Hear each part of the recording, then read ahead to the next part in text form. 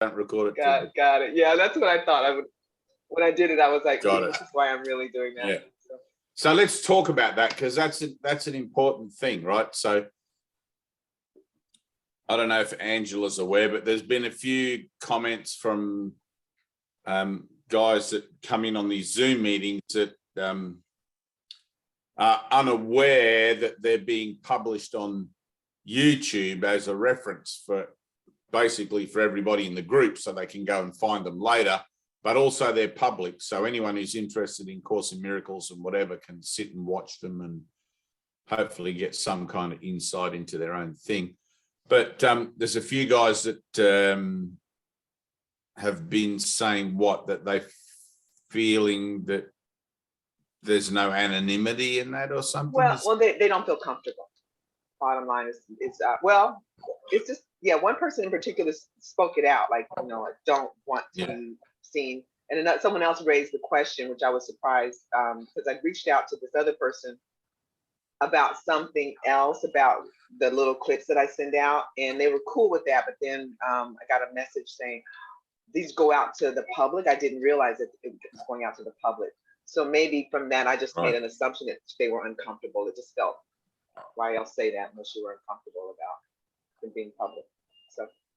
So all of that stuff, right? So I know we talked about this morning, but all of that stuff, I think what we need to do is, in the little preamble that you put for the thing, for the meetings, just say these are public meetings. Welcome to a public Zoom meeting, whatever. Published to YouTube for future reference, or for what do you call it? Reference material, blah, blah, blah, blah. But also, and we can probably use this talk as part of it or something, I don't know, because I know you were cutting up some videos into little clips to be useful. So if we use this one, the idea of these videos and what we're doing in this Zooming is part of the greater experiment of A Course in Miracles, right? So if you've got the blue book, it says, welcome to a great experiment in the very, very beginning. Where? I heard that and I was like, I can look it up. But... Oh, maybe in the new edition it doesn't. I remember in the one that I had, which was a very old one, just after the green one, and it came out in 3 books. And then it went to the first edition of the whole book, where they had the text and the workbook together, and it said, welcome to a great experiment. That was basically almost on the very first page, something like that. You don't have to look it up right now. I know. You said it before and I forgot to look it up. That's fine. I'm sorry. Go ahead. Squirrel. It's there somewhere. I've read it many times, and I remember hearing it as well in some of the videos. But everything, anyway, regardless, everything is an experiment, because what you're doing is attempting to look at ideas that you hold in mind that you think are actually verbatim and how things are, and then sort of juxtapositioning yourself back against those ideas, referencing the Course instead of your own thinking about them. So you've got 2 perspectives. And when you learn to make decisions, you're trying to learn to make decisions with the Holy Spirit, or the Spirit of wholeness. And you sort of experiment. You kind of like take leaps of faith with where it is you go with your own decision making, and see what pans out, which is how you learn, right? So learning to listen to the Holy Spirit in the beginning is this kind of very haphazard sort of, you ask any student of the Course, and they'll ask you, is like, how do I know when the Holy Spirit's speaking to me? Is it a voice, or is it a feeling, or is it an intuition? And there's all this stuff. And it's like, well, you've got to work that out for yourself. You've got to kind of experiment with your own spirituality until you start to pick up on it and feel it. It's like tuning a radio in, but generally there's a very set of specific, or in a general sense, there's a set of specific principles that you can apply, and the lessons and all of that stuff that helps you tune the radio. But at the end of the day, I can't tell you how to listen to the voice for God in you. You have to figure it out for yourself. We can come together to learn how to do that together, and it increases our ability, because like now we can back and forth ideas and be like, oh, I get it. the Holy Spirit would only ever speak to me for something that's in my own greatest interests and the interests of others, right? So the idea that I never get healing for myself alone is what I like to posture these meetings from, okay, or couch these meetings from. The idea that this Zoom meeting would be just for me, just for you, and just for you, that's what's the point? The potential contained within it to reach out and extend these ideas to others is far more than what it is for those of us participating in the meeting. It's not a meeting where we're coming together like an Alcoholics Anonymous or a Drug Addicts Anonymous and having this kind of shelter of anonymity about it. We're here to be exposed. We're here to blow the lid off. You know, I would only be concerned about my position within being exposed in a particular format on here if I had something to hide, right? Which is exactly what we're here to do, is to expose what it is we're trying to hide. So my social standing or my reputation with my friends and neighbors and whatever, they might think I'm crazy if they found out exactly what I'm doing or whatever. It's like, well, it doesn't matter. You are crazy.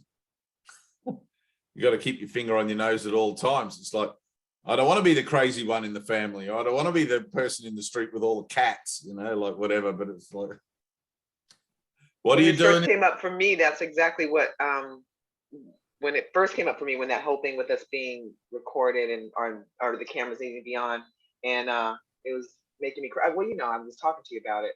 And right. I remember Annie, when I was trying to hide, and I was coming with all these really good ideas about how I could hide, like, we'll just do the recording, and I was trying to figure out how to do it, and Annie, like, she caught it, and she was like, what are you doing? And she asked me that question. I was like, when we inquired into it, it was like, I don't want my family to think I'm crazy.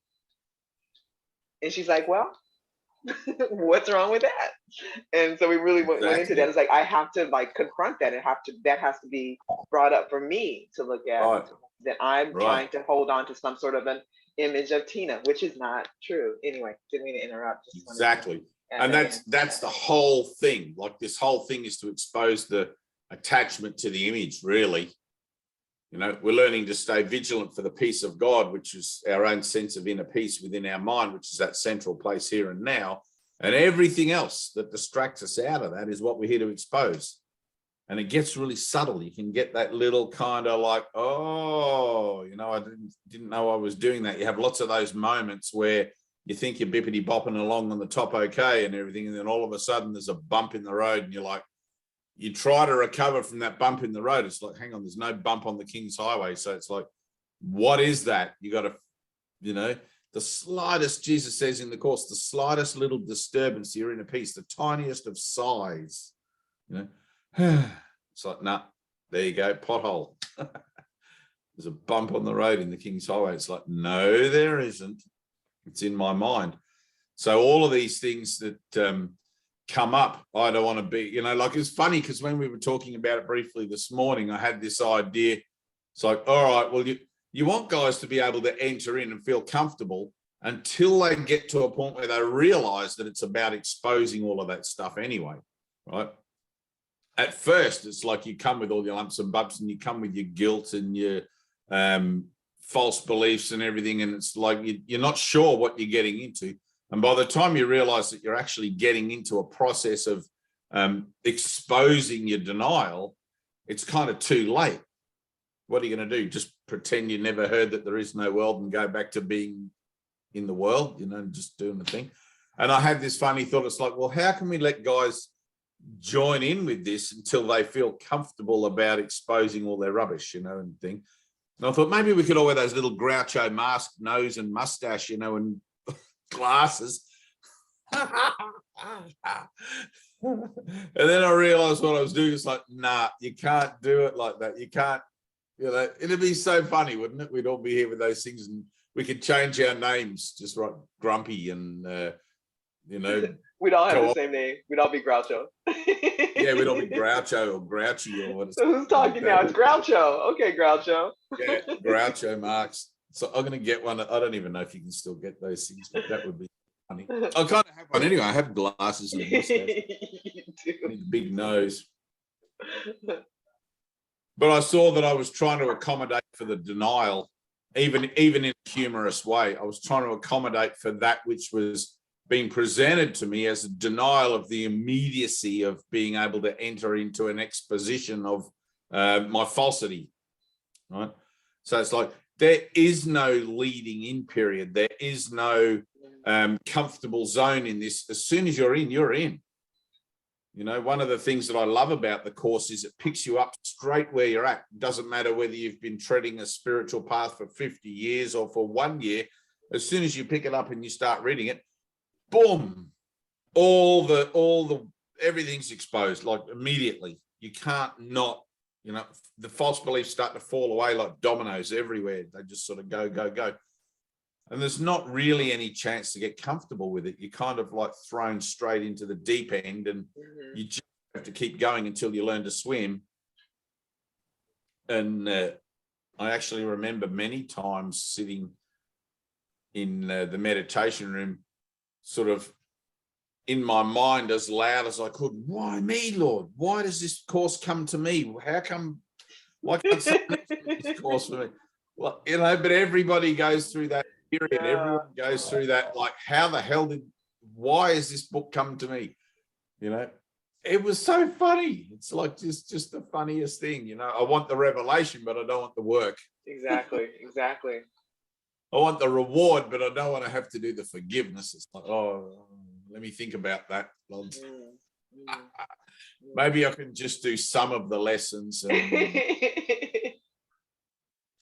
it's funny stuff.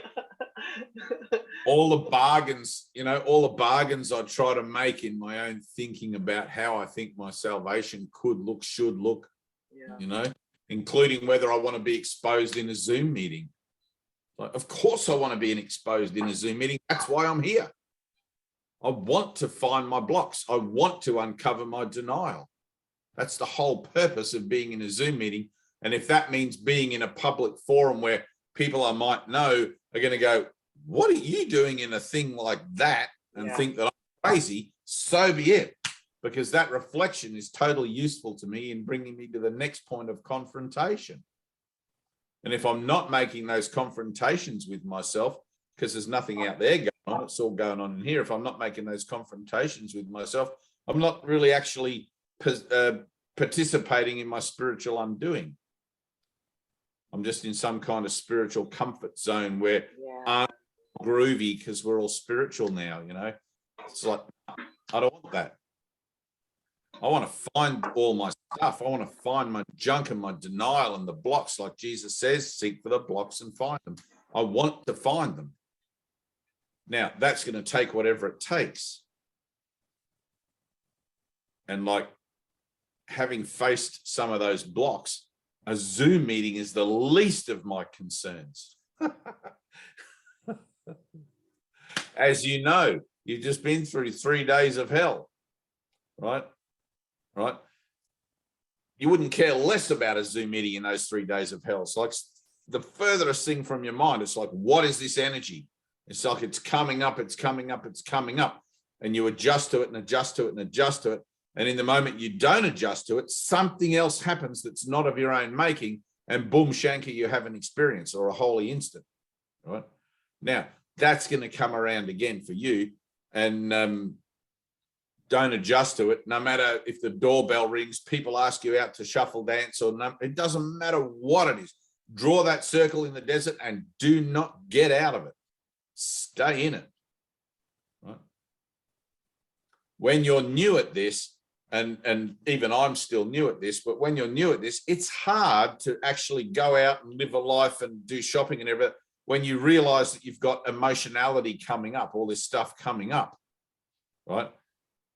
Nowadays, I can carry whatever it is that comes up in me. I can carry that with me, like carrying it in a little aware suitcase, right? I can go to the shop and I can still be aware that I've got energy coming up, and I don't actually dispel it. I just sort of hang on to it for a second, like pushing a pause button, and then I'll go do what I do, and then I come back and I go play, and it'll keep going from where I left off, right? In the beginning, I would realize stuff would be coming up and I'd go and have a drink, or I'd smoke a joint, or I'd do something to try and push that energy away again because it was very uncomfortable. Right? And same thing, I want to find a reason for it. I want to look out there and blame someone or something. But there's no one to blame and there's no reason for blaming anyone. It's just I'm in a process of exposure, and the only appropriate position for me in that is defenselessness. All right, I have to totally trust in God here as I undergo this awful emotionality as it's coming up, right? And it does. In the beginning, it's terrible. Right?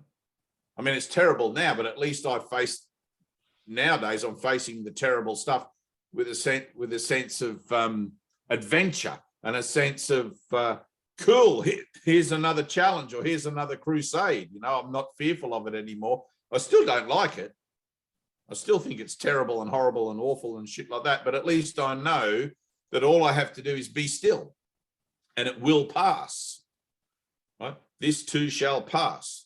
But if I adjust, then it goes away and I have to wait for it to come all the way back around again. Now, I don't know how long that cycle takes, like your particular thing that you've been going through.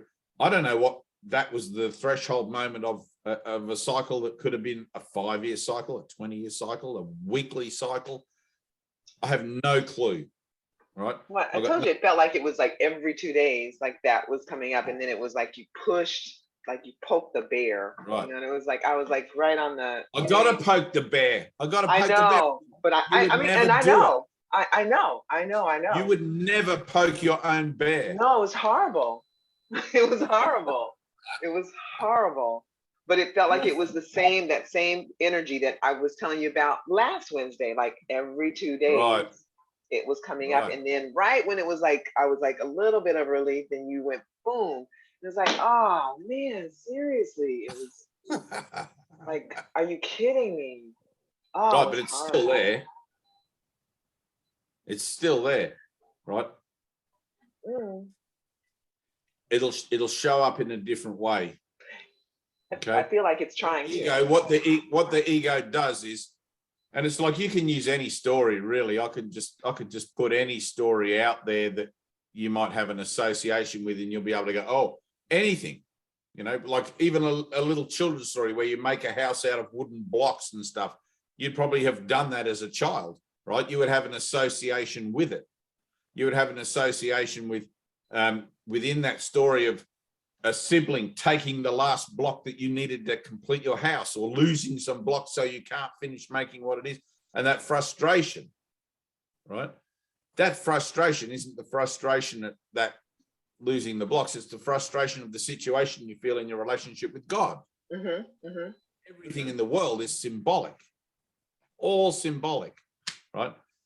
But the stories that are pertinent to you are the ones that are sort of got the biggest open wound. So if I was to tell you a story about when you were a little kid and you had blocks and whatever, it wouldn't hold much energy for you at this stage. Right? It'd be like, oh yeah, I remember that. That was frustrating, whatever. And it wouldn't really, there's nothing simmering there, you know. But if I tell you a story that's directly relative to something like even now, like look at what's going on in America with the pro-life and the pro-choice and whatever, you know, all of that stuff. It's like, man, you could throw a feral cat in the middle of that stuff and it'd just go bang, like, you know, it's just so everybody has their trigger and their mechanism and their thing waiting to go off, right? When it goes off, you'll recognize it because all of a sudden you'll get incredibly emotional, right? And you probably won't like it unless you're emotional because you think you're going to get the better end of the stick on something. In this, there's no stick. There's no advantage. There's nothing that is going to come to you other than the opportunity to let go and release all defenses for or against. Right? So it's like in the Roe and the Wade thing, it's like in all of that whole situation, it doesn't matter what side of the fence you're on with that. There's no chance of a win. Mm-hmm. There's no chance of happiness at all, right? Whereas the Holy Spirit's plan is to choose for the outcome that brings everybody happiness. Hey, Anna. Right. Now, until you can see, and I was just reading about justice here. What is justice? Until you can see how the effects of your choice are going to fathom out in all contingencies, you're not able to choose effectively, right? So the only choice, oops, she's gone, oops, she's back. The only choice you can make is to choose your own sense of inner peace, right? I choose for my awakening, I choose to be peaceful.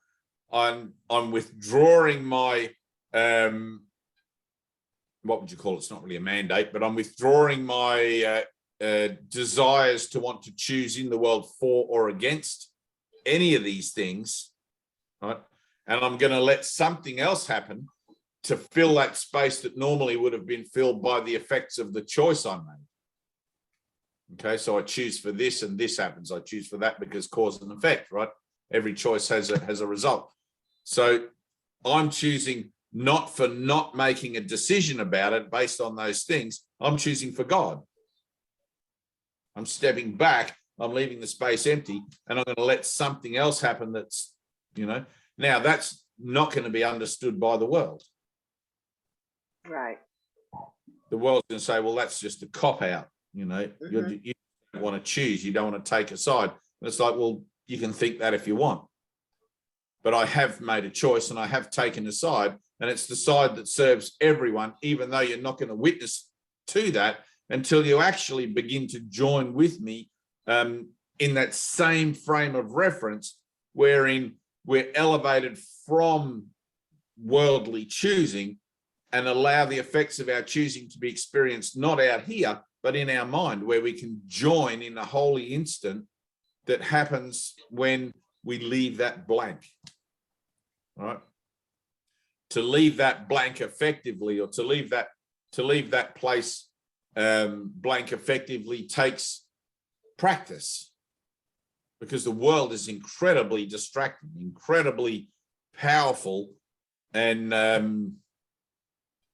it will always call upon you to witness to its effects, just as God is always calling upon you to apply forgiveness to your thinking about the world, so you can leave that place blank. Every time you listen to God's voice in that situation, or step back and refer to Jesus to help you make those decisions, or the Holy Spirit to help you make those decisions, you strengthen that part of your mind that listens for the voice for God. Right? You make it stronger, you give more credibility to it, and it starts to become something that you just want to do each time, because you realize that I don't have to choose for the this or that of the world.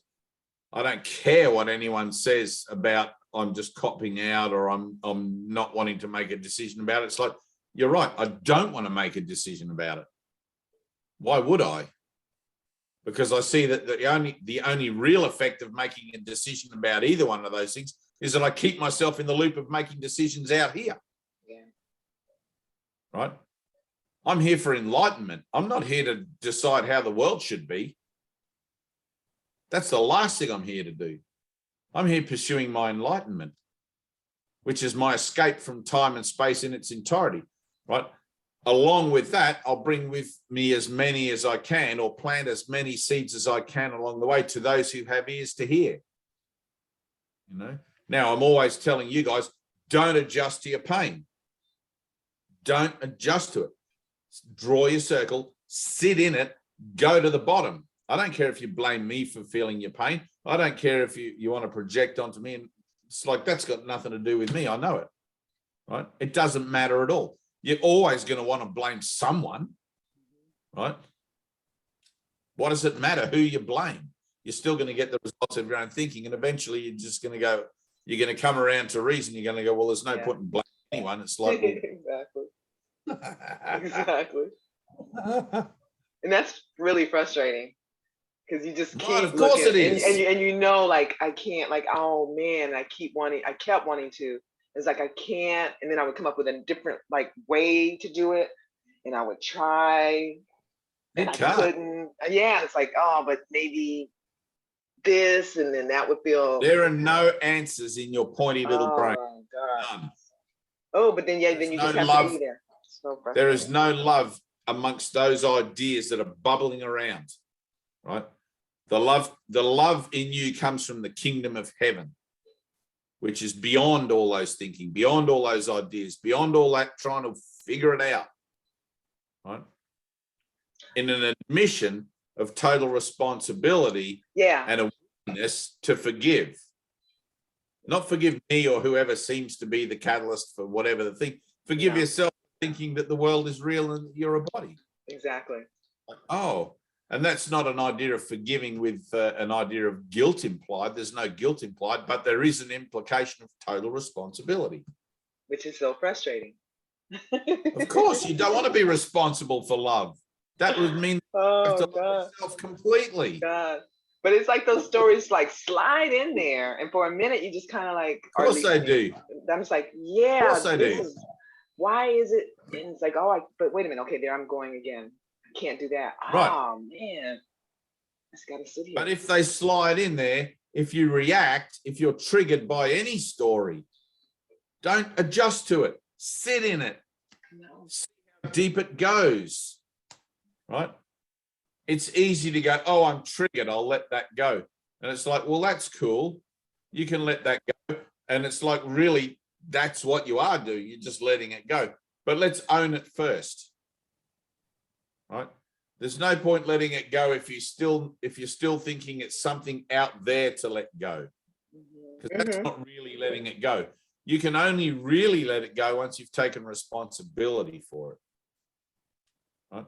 There's a million stories in the naked. You know that Bruce Willis, Sin City. Have you seen that? Or I haven't seen Sin City. Hang on, no, it's not. It's a similar movie. He's a detective. That line sounds familiar. Yeah. It's like a black and white, and he's like got a cigarette, and he's in his trench coat like Columbo sort of thing. He's like, there's a million stories in the naked city. Is Bruce Willis? Anyway, I don't think it is Bruce Willis. It's not Dirty Harry. Anyway, it's one of those detective ones, and he cleans up the city, and every episode it starts the same way. There's a million stories. It's like all of those stories have potential, right? Your mind is a storytelling mechanism in denial. It'll just make up a story about anything.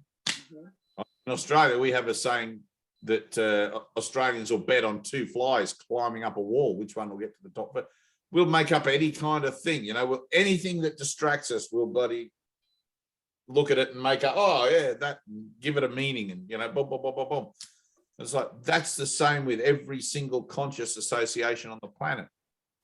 Looking for meaning, trying to fabricate a meaning where there is none, deliberately, right? It's not like I'm suddenly a victim of a mind that's looking for meaning out there. It's like, no, I've programmed it deliberately to look for meaning out there and give it a meaning, good, bad, or indifferent, because that's what verifies my ideas of being separate from the whole. If I validate the world, which is always changing, then obviously my reality isn't changeless, and I can blame God. Obviously, God's not eternal. It's like, it's kind of crazy, because eventually you just get tired of doing it. You look at how it is you want to recover all the time from everything. And it's like, I'm telling you, resist not evil. Don't recover. A lesson repeats until it's learned, and what you resist persists. All of that sort of stuff.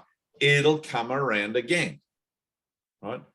You might take a breath for a minute and try to catch your breath, but I'm always going to encourage you, don't do that.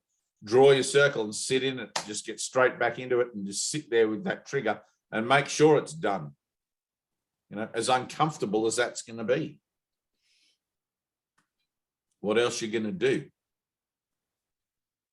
I think it was Hafiz, one of my favorite Sufi poets, that spent 40 years with Rumi, I think, and I think that was the story, 40 years or something or other like that. and had no revelation, no nothing. Had a lot of beautiful teachings, but nothing really changed in his mind. And you got to understand that back then, there was no Course in Miracles 365 lessons workbook. You had to sit with another teacher who had sat with his teacher, who had sat with his teacher, and had all this stuff handed down, scribed into books, and you had to study all these different books and stories and try to click, click, click, click, like opening a safe, trying to do it like this. Whereas the Course comes along and just tells you what to do. I know. It's like it just says it out, like, you know, there's no mystery anymore. It's just like, oh, the age of gurus is gone. And it's like, that's done. Now we're in the age of the teachers, which is guru anyway, but we're in the plan of the teachers rather than the plan of the prophets, right? So you just have to do your lessons, but still don't want to. Still don't want to, that's right. Hafiz sat for 40 years with Rumi and realized that it was time for him to step away, and within 40 days had his awakening. Wow. After he stepped away, right? He sat for 40 days, same as Jesus, 40 days in the thing. I don't know what the heck 40 days, the symbolic, energetic, whatever of that is, but it seems to be kind of like a thing. We used to offer 40-day intensives at the Healing Center for guys that weren't coming every day like me. We used to do a 3-day intro, so you'd have a Friday, Saturday, Sunday, and you'd be housed at the center and fed and everything like that. And you'd be flat out all day, every day, doing meditation, prayer, and all sorts of different stuff, lectures and reading and studying, blah, blah, blah. It was like boggling, just 3 days. And then we would offer that as for anyone who'd done the 3-day, we would offer them a 40-day intensive, right? When they did the 40-day intensive, it was like that 3-day, but 40 days of it. And it was just like hell. People you just see their minds just going, they couldn't take it. And then something would happen and there'd be grumpy people, angry people, miserable people, crying people running around everywhere in the center. It was like, oh, they're doing a 40-day. And the guys that were doing that, the guys that were doing the 40-day thing, it was usually guys that were kind of new. Sometimes we would get other people that had been reading the course for a while and realized that they weren't really getting it or something and wanted help. But after that 40 days, they would either attend the center full time or not. They'd be encouraged to go back out into the world. I mean, if you're not going to hear this after a 40-day, all day, every day for 40 days, if you're not going to get some sense of what you're about in this, in that period, then it's like, what are you really doing?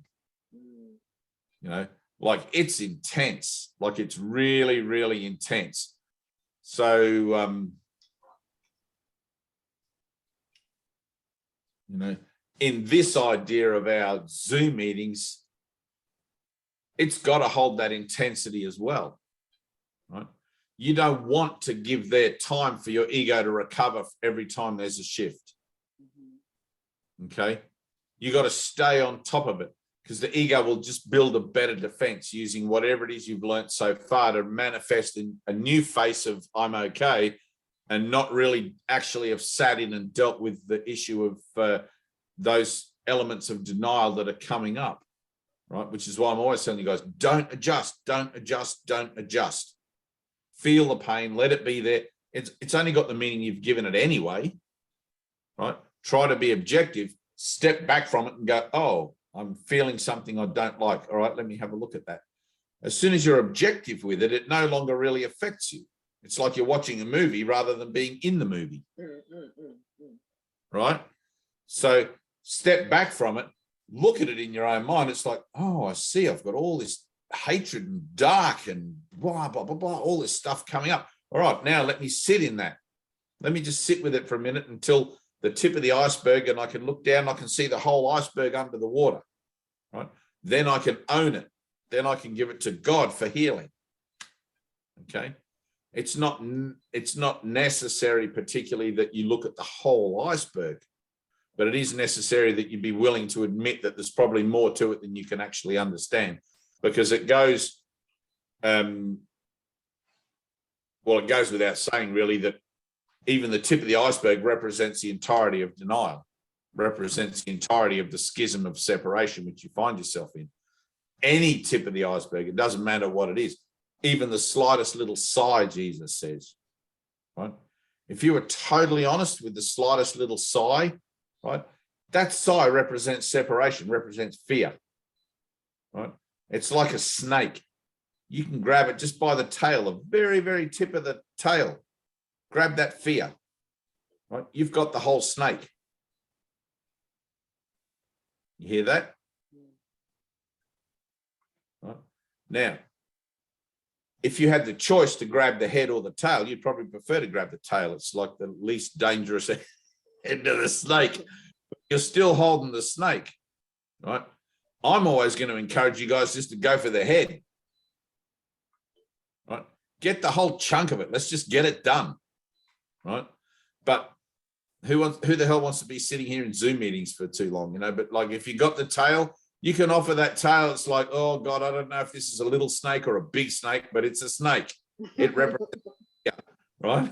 I hope it's a little one, but I've only got the tip of the tail. It's only a small iceberg. I'll look under. Oh no, it's a long one. It's a big one, right? But it's like, sit with it to whatever extent and capacity you can. Sit with it. Let it come up until you think you're going to explode or you're going to kill yourself or you're going to do whatever the hell. Let it come up to that threshold where you just can't take it anymore. At that point, wait a little bit longer, right? Because the thing with a threshold is it's a threshold. You were the one. Right. The thing with a threshold is you get to a threshold where you just can't take it anymore. At the point where you just can't take it anymore, it stops, right? You cross the threshold and then it's gone. It's done. Okay. But you've got to own it first. You've got to hold on to it. It's like, Holy Spirit, I've got this snake tail here. I'm hanging on to it. I don't want to let it go because I don't want it to have to go hiding in my house and come all the way back. Right? Yeah. It's like, that'll be shitty because I don't know where it's going to come at me from next. Mm-hmm. I can't go to sleep. Can't go to sleep. There's fear in my house and I want it out. Snake in my house. I can't go to sleep. Right, exactly. A lot of people I know, if they had even a mouse in their house, they wouldn't go to sleep. They'd be jumping up on the bed. Right, exactly. This one. Be grateful if you have a mouse. I mean, like, you don't want a snake. Fighter. Oh, I got bit by a spider last night in my bed 4 or 5 times on my buttocks. 4 or 5 times? Yeah, it wasn't a poisonous one, but I found it in my bed this morning, and I had these things the size of, well, not that big, maybe the size of M&Ms, you know, like one on my hip, 2 or 3 on my butt, one on the back of my leg. So I must have rolled on it, and it's biting. But I had a good night. I woke up this morning. I know. I woke up this morning. I'm like, what's this lump on my leg? I got these little lumps, and then I found this little brown spider. Well, it seemed kind of little, but I'd squished it. I'd rolled on it and squished it. Welcome to Australia. I know. Awesome. Anyway. All right. So, hey, I want to read this bit. Okay. How are you going, Anna? You had a lot of good energy going on last meeting too. Push through all that? Yeah, it's funny because a couple nights ago, I had a big energetic release and I was up super sick for like 3 hours, just throwing up everywhere. Cool. Super painful. And then I was fine. So it was good. Yeah. Oh, that's good. Yeah. That's good. You look better. Your energetics are sort of like, you know, you look like out ready to step into the bull ring again. Why not? You've had a couple of days rest. Exactly. Why not? That's what we're here for. So I just wanted to read this.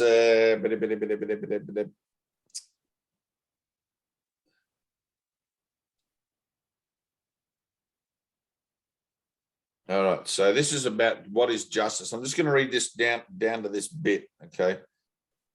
Because it sort of goes to what we were just talking about before, where every little bit of holding the snake's tail is the whole thing. And that's really what you're learning in this. Like, you're learning that there's nothing in the world, even the good stuff, that doesn't represent denial, right?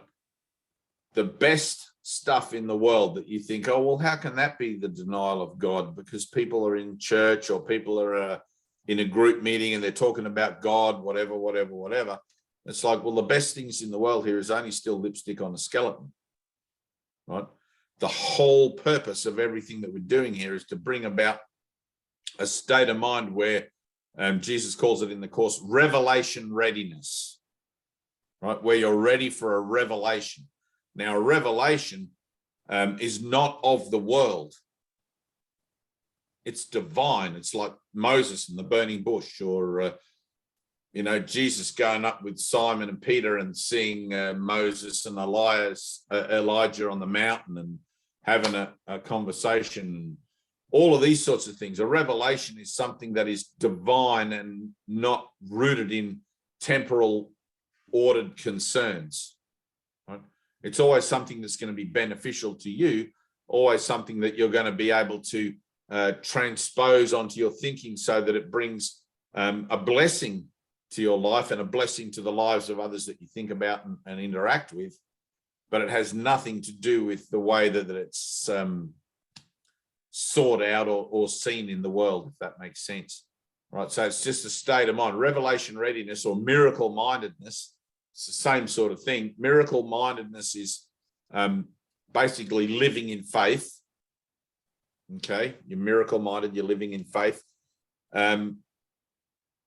Living in faith will lead you to a threshold. Okay, you have a moment of faith, you have a moment of faith, you have a moment of faith. You see that you have no way around this disease or this money situation or this social agenda. You got no way around it. You need a miracle, right? It's like, I'm going to step back and I'm going to take my hands off the wheel. I'll just let Jesus sort this out for me, right? And I have a good one that you can quote me on this one if you want. It's like, Jesus pays the bills. That people always say to me, you spend so much money on things, Dave. It's like, well, yeah, but I only spend money on stuff that I think is going to benefit everybody. It's like, I wouldn't buy anything for myself alone, except for beanies maybe. But everything's always got a benefit to others. Otherwise, why do I want it? What's it for, right? So, and in that, the universe supports you. Jesus pays the bills, right? It's the same with everything, miracle-minded. But being miracle-minded, you'll have these threshold moments where when you come to a leap of faith with something, it gets scary at the very threshold. How am I going to pay my bills? I've got no job. I've got nowhere to live. All of these sorts of concerns that people have all the time. They're just common ones, And it's like, well, let it be a miracle. I can't let it be a miracle. What if, there's a million reasons why not, but it's like, let it be a miracle. Someone or something always happens. Something always turns up, right? Little by little, those moments, you'll be like, I was supported here. I was supported there. I was supported over in this place, in that situation, in this event. It's like, and your mind starts to become more trusting and more familiar with the idea of a higher power. When it gets to that point where that trust or that familiarity or that feeling of support becomes stable, right, or more open-minded, then revelation can be given to you. Whilst you're still flip-flopping in doubt, you're giving your time and your experience in the world to your ego, right? Jesus is not about to give you a revelation of something divine if your ego is just going to snatch it and turn it into another fabric of identity that you're going to weave into the story of whoever you think you are. You know what I mean? It's like you don't trust a little child of 5 years old with a box of matches. And literally a revelation, a true revelation of something divine is, to the ego, it's a box of matches to make a bigger fire, right? But to the spirit, a revelation is something that not only confirms reality, but offers a greater vista, a greater view of the approach or the awakening to reality in the world, right? Beyond the Course in Miracles. Course in Miracles is just a curriculum to get you to pay attention. That's it. All Jesus is saying in the Course is be still, listen, pay attention. God is talking to you. Listen. That's all, right? Through your forgiveness, you'll clear away all the dross so you can listen, so you can hear, so you can train yourself to be still and know that I am God.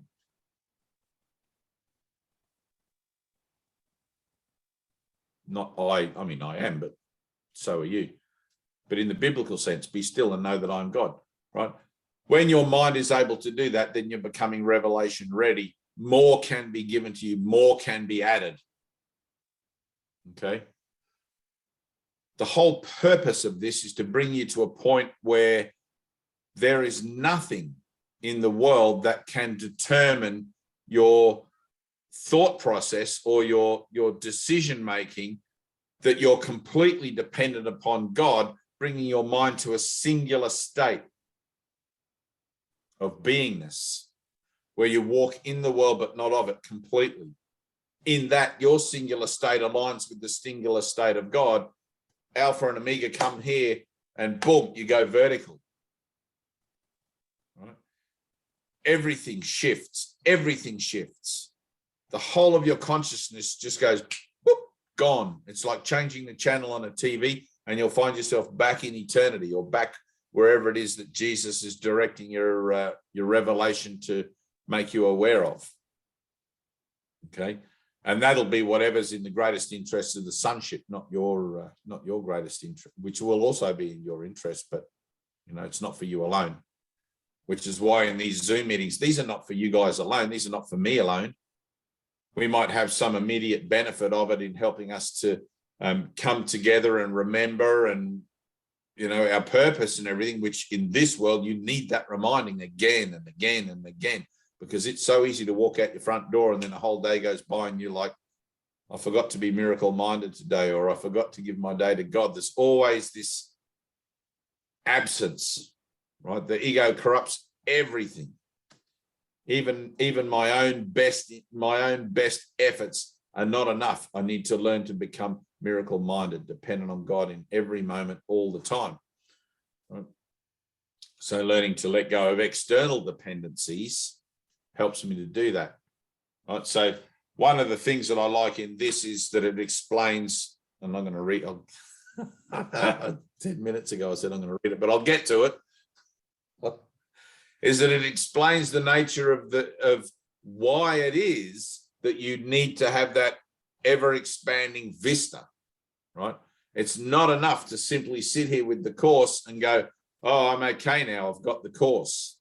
This makes sense to me. Oh, and it's my security blanket. It's like you can use it like that, but eventually you're going to get to the bit where Jesus says, and now forget this Course. And you're like, if you make it into a security blanket, it's going to be harder for you to want to forget it, right? You have to understand and take it on board that this Course is preparing me for something that is beyond it in its entirety. This is a beginning, okay? Having had several revelations and the experience of the illumination of my mind, I can tell you that what it is that you're going to experience through this Course is like, oh man, it's like the least tasty thing at a king's banquet on the table. It's the like looking at this is reading this and studying this. You may be grateful for it now, but it's like you're the dog at the king's table getting the droppings. Really, it's what's above, it's what's on the table just above you that you want. And it's like, don't be satisfied with this, right? Use this, get into it, use it to get to the point where you don't need it anymore. Okay, that's the whole purpose of it. My whole purpose is to make myself redundant to you, right? But you have to begin to see outside of the box and see the whole vista, where judgment falls away about things, because there's no way you can truly judge what you don't understand. And if you're looking through the body's eyes and listening to your own perception of things, all your understanding is something that's contained within a very narrow bandwidth of consciousness that really still, even in your own spiritual determination, still represents the denial. Even though you're standing there going, yeah, but I'm doing my forgiveness work and I'm blah, blah, blah, blah, blah. It's still contained within the parameters of the thing of denial, but it's bringing you closer and closer and closer to being revelation ready. Right? Now, when you don't adjust to your pain and you go through those thresholds and conscious shifts, those moments beyond those conscious shifts, it's like a ladder. You're putting your foot there, there, there, there. It's like, I don't know how to sit in my circle. I need a miracle. I don't know how to not adjust to my pain. I need a miracle. I need help. Right? But you have the Holy Spirit in you, and you can call upon the Holy Spirit to help you be still, to help you undergo whatever it is you need to undergo in the process of relinquishing all temporal association, regardless of whether you're completely aware of how far-reaching it is or how long the snake is. Okay, so in last week's meeting, we were talking about lineage and historic references and cultural delineations and things like that between people and races and stuff like that. And it was quite triggering. You know, I've looked at those sort of ideas and stories quite a few times, several times in my own thing, when I've been prompted and triggered by it in like news articles or social events and things like that. And I sit there and I look at it, right? You've only got so many things in the world that you can use as a catalyst. It's like, all right, let me look at this situation honestly and see if it's easy to turn my head and go, oh, I don't have to watch what's on TV. I'll talk to somebody else. You know, I don't have to feel anything about this. It's not my problem. It's easy to do that. But it's like I wouldn't think that way unless it was my problem. Right? I'm one with everything. I'm one with everything. So all of the stories, like last week when we were talking about generational imprinting, right, or cellular imprinting, where Jesus says the sins of the father will be visited upon 3 generations, right? So that's a true thing. It's like whatever my parents went through in, let's say my grandparents, right, 2 generations, or my great-grandparents, they went through world wars. Their whole, and I'll give you this as a good example, actually. In World War II, right, one of my grandparents was in both world wars and one was in only one. But in World War II, my grandmother ran a tiny little cafe at the airfield where the military pilots would take off from when they would go from England to Germany on a bombing run and stuff in London, right? It was a massive airfield, big military airfield. She ran the cafe with a bunch of other ladies. Everybody did something in the war effort. And one of the things they were always encouraged to do and to take on board was, don't trust anyone. You could not trust anyone. You didn't know if there was a spy in your midst. You didn't know whatever, right? You never trusted anyone. You just shut up. You did what you were told, and that was it, right? Now, that don't trust anyone came to me when I was a young man through my dad and my mum, really, but more dad. Dad used to drive it into me because that's what he'd been brought up with. That was the war mentality, right? Being a 3rd generational descendant of my grandparents and their parents before them, who also went through the First World War, it was drummed into me. You can't trust anyone in this world, Dave. You can't trust anyone, right? And I took that on. When I was a boy, I took it on and I understood it, and they said why, and they explained to it and whatever. And, you know, this happened during the war and you never know. And it's the same thing now. You know, if you open up to somebody, can you trust them to keep your personal things that you share with them in a moment of vulnerability sacred? Or are they just going to go chit-chatting around and gossip? The next thing you know, that person really wasn't my friend anyway. But I took that on board. Don't trust anyone, right? That put me into a lot of situations where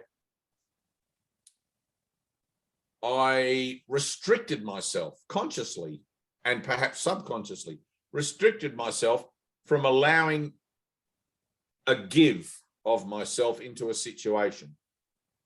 I didn't want to give too much. I didn't want to give too much away, show too much of who I was and all of this sort of thing. And I realized that I was only kind of half living because of it. I wasn't living my full life, right? Because I didn't feel like I could trust anyone, or I had this kind of in the background here, this program running about don't trust anyone, don't trust anyone.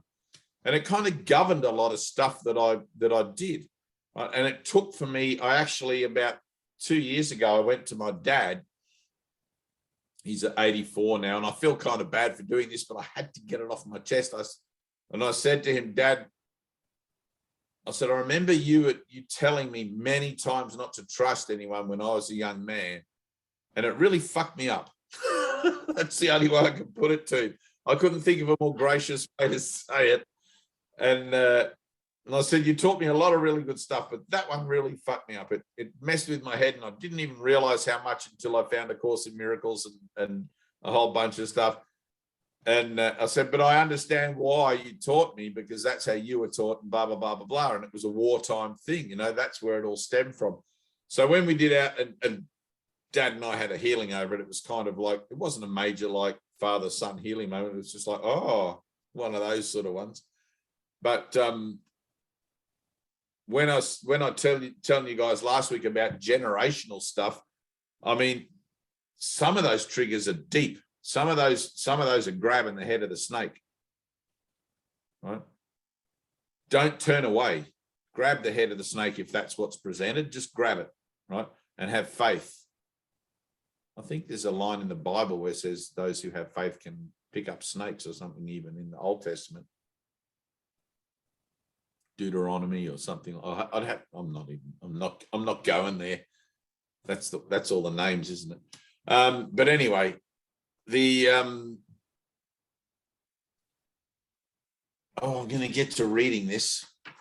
So, but it's like understanding the vista, understanding the bigger view of things, right?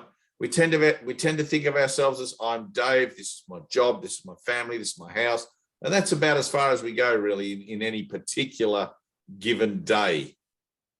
We don't stop and think about, I wonder how many reactions would come up in me if I investigated my family history going back 3 or 4 generations. It's like, man, I looked at the history of white people in this country as having been the persecutors, is that the word?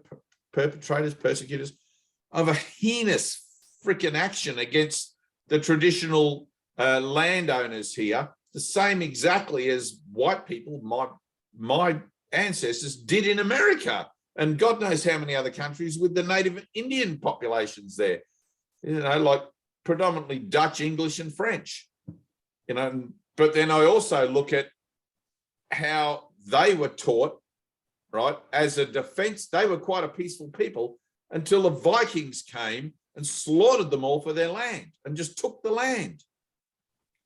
They used to only argue amongst themselves until then, right? They got the idea of sailing across the ocean and taking somebody else's land from the Vikings and from northern, what are they called? Not Anglo-Saxons, but up there. And it's like, it's just this thing that gets perpetuated. That it's okay to do something ridiculously there's not even a word for it. It's horrific. It's like, genocide doesn't even cover it. It's like, but just to put myself into a posture where if I went back 5 or 6 generations or 5, they would think that was okay. Now, how do I correlate that in my mind? Because in my mind, I look at that and I go, that's completely nuts. The last thing I would want to do is like take a canoe or a sailing ship, go across the other side of the world, kill everybody there and take their land. It's like, there's nothing farther from my own thinking. Yet I can't rule that out of my own thinking because somewhere it's in my genetic lineage, right? Somewhere I come from that and I can react to that, and my reaction to it, good or bad, right? And in this case, it was bad. It was like, I don't want to be associated with those people. I don't have any choice. I can't paint myself a different color. It's like I'm a white person. I have a white person's history and I'm completely ashamed of it. It wasn't me particularly, I hope, back then that did all those things, but I can take responsibility for how I feel about it now, right? I can forgive myself on behalf of the sonship for projecting blame and whatever. And then the vista that opens up for that in that forgiveness is that there is one mind waking up, right? There is one mind waking up. Every nationality, every race, every religion has fought, argued, killed each other, murdered, stabbed, robbed since the beginning of time. Cain and Abel, right? I forget which one killed the other one, but with a rock. But I think Cain killed Abel. But since then, it's like, that's what I'm taking responsibility for. But it gets played out on the screen of consciousness as this country invades that country. Somebody here starts a war in that somebody else's country and takes their oil and whatever it is. It's just, it doesn't stop. But there are triggers in each story. There are triggers in everything for me. Some of them you're going to look at and you're going to go, like in the Balkan Islands. I don't know if you remember that one in the England, and you know, I wasn't particularly triggered or upset by anything there. I couldn't really find anything, but I'm sure if you were a person in the Balkan Islands, you'd be like extremely triggered. You couldn't avoid it, right? Or in England or whatever. But all of these things, when confronted, right? Don't think that just because you've got a little house and a job and everything that it's not you, right? There's no accident that you're watching the news. There's no accident that you have a conversation with someone who tells you about some despicable thing that happened in the past. There are no accidents, right? Let it in. Let everything in and feel it. This is the only experience that you have. Your human experience is the only one you have. You can't go out and get another bit later on, right? Use everything. Question everything. Let everything in. If it triggers you, if it activates you, if it makes you emotional or whatever, fantastic, 2 thumbs up, good or bad.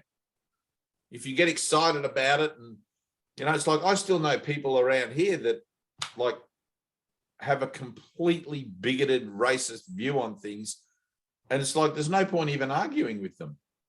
It's like, how does that happen? How does, in this day and age, how do people still judge other people, really? You know, it's like, it's not my place to judge them because I'm making the same mistake, right? But I can't change them. All I can do is change my mind and be an example of something other than that, right? It's a funny thing.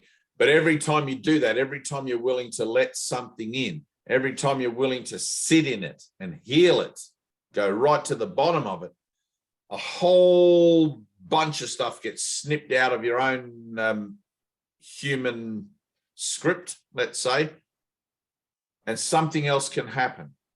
When something else happens, a bigger vista, because you've refused to judge something, good or bad, a whole nother thing happens and you get to see more of the big picture. Right? That encourages you to want to continue and go deeper and deeper and deeper. It's like, wow, I just had a miracle. I just had a thing. And then boom, shanka, you have a revelation. When you have a revelation, suddenly you're given a reference point that has nothing to do with the world. Right? Beyond concepts, beyond the book. It's your experience. You were there, you saw it, it happened. You get to walk with angels. You get to hang out with Jesus in the bardo or whatever you want to call it, you know, things like that. So those are literal experiences. Those are experiences that I've had and people I know have had, and they're beyond the world, right? Those are revelatory experiences. You're entitled to them. And that's probably going to be the biggest hurdle in this, is your own doubt and unbelief that you're entitled to them. All right? Jesus says it's not that you don't ask for stuff, you don't ask for enough. You're worthy. You're free. You're a child of God. Try to get that in your head. You're a child of God. You are a child of God. That's a big one. It's easy to say, but to feel it, to really feel it, to really acknowledge it, to really take it on board and own it and walk with it. I'm a child of God. I'm the Christ, along with you. I can't deny it. I've had so much stuff goes on in my life. I can't deny it. Dave, the mythical figure, the avatar, isn't that. But I am that. And all of these things help to expand the view. Anyway, I'm going to read this now.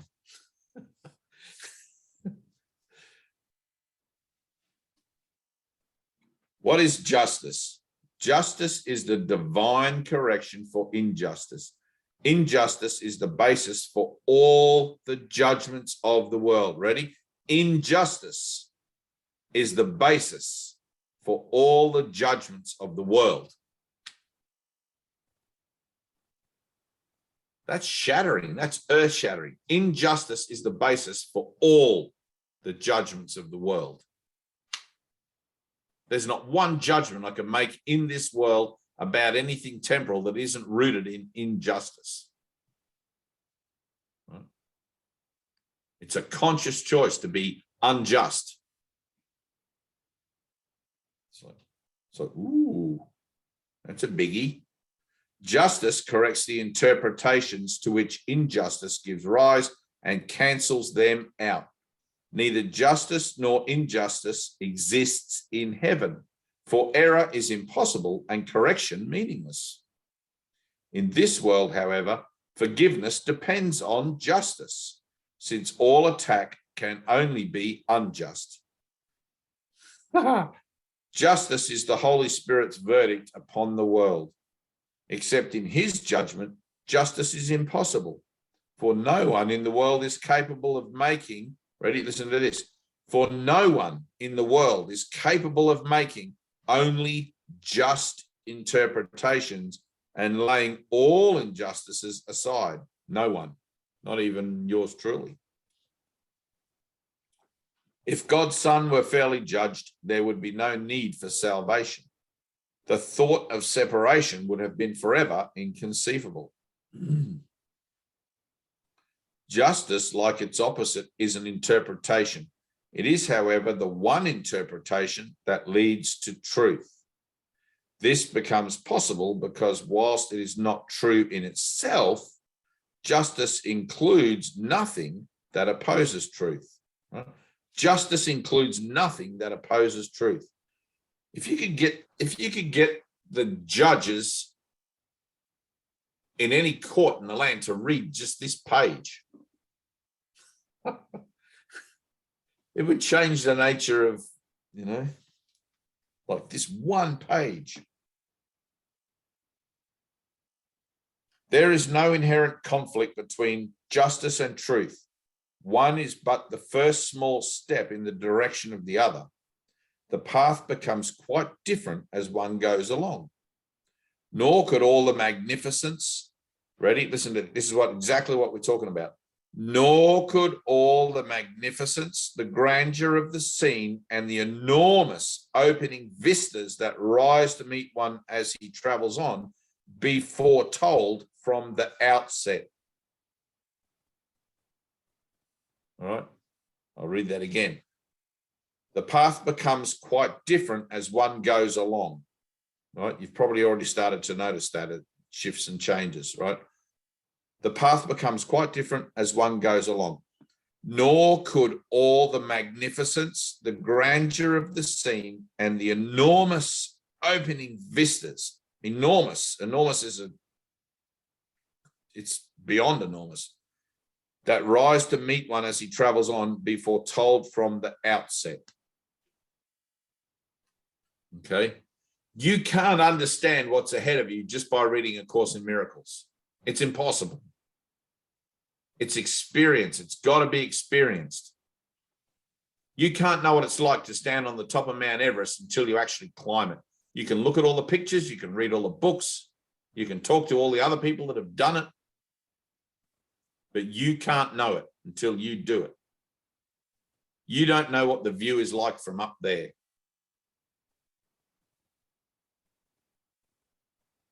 Okay. This course is telling you that from the outset, which is, this course is what we use at the outset to set our way. Right? From the outset, you can't imagine the magnificence of the vistas, of the view, of the overall picture. It's beyond. It's like,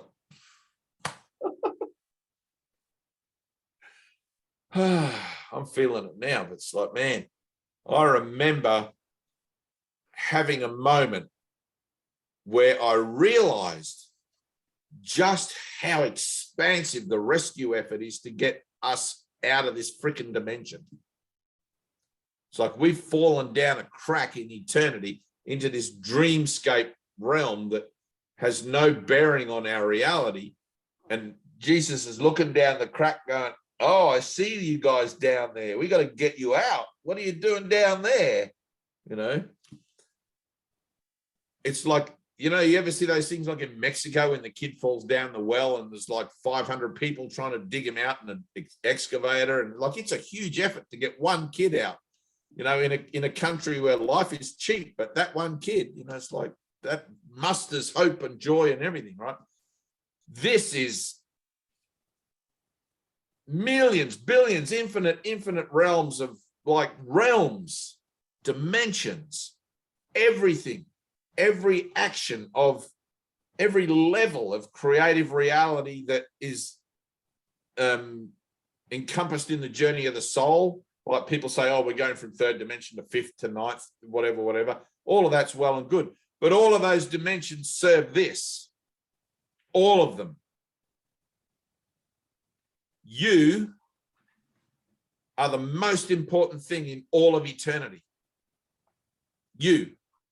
Now, that's a lot to take on board. Put your finger on your nose. Do it. Say to yourself, I'm the most important thing in all of eternity. You are the child that's fallen down the well. Jesus is in charge of getting you out. He's like the foreman. But the amount of workers, if you can appreciate how much is going on, it's like, I'm here to tell you guys, like, there's a plan and you can begin to participate in it, right? Stop wriggling, stop adjusting, stay still so we can get you out, right? That's the whole thing. You're afraid of being down the hole because you think if you don't get out, it's going to collapse in on you or you'll be gone forever and whatever. So you wriggle, and you adjust to your situation again and again and again. But literally the act of adjusting pushes you further in, gets you more stuck.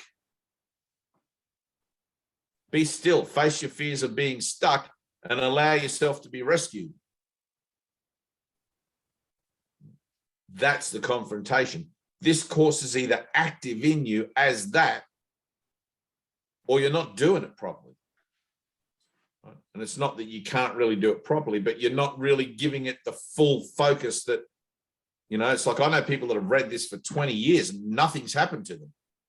They know it word for word, but they're not active. They've never confronted a fear. I have people tell me all the time, oh, I've had that book for 20 years. It's like, have you done the workbook? What workbook? Have you even read it? I've read some of it. If you can appreciate how much, like, you know, like,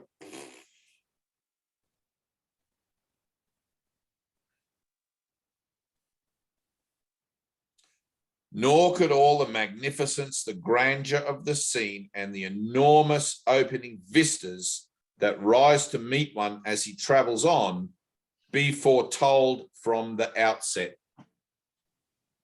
You buy this book and you can't foretell all of that from the outset. You can read it, you just put it on the shelf. That's a nice book. It's a bit hard. I'll just put it away until later.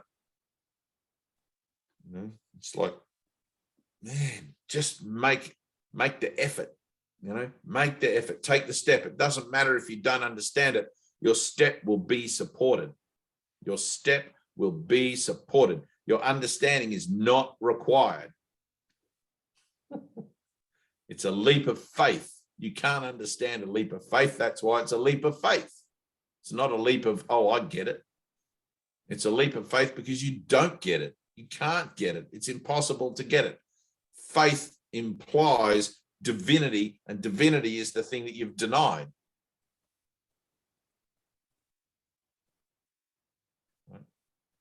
And I have people tell me, oh, and I haven't really denied it. Jesus says in the Course that it's just a dream, blah, blah, blah. It's like, oh, man, it's hard work.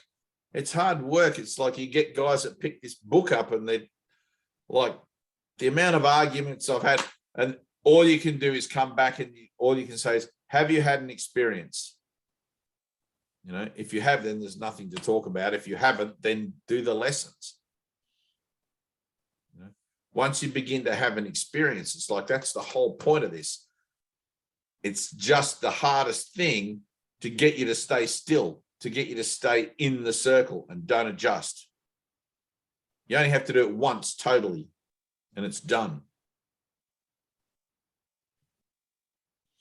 I ran out of the room many times. It doesn't really, you know, like when we used to do our light sessions and stuff, man, the energy in there can get intense.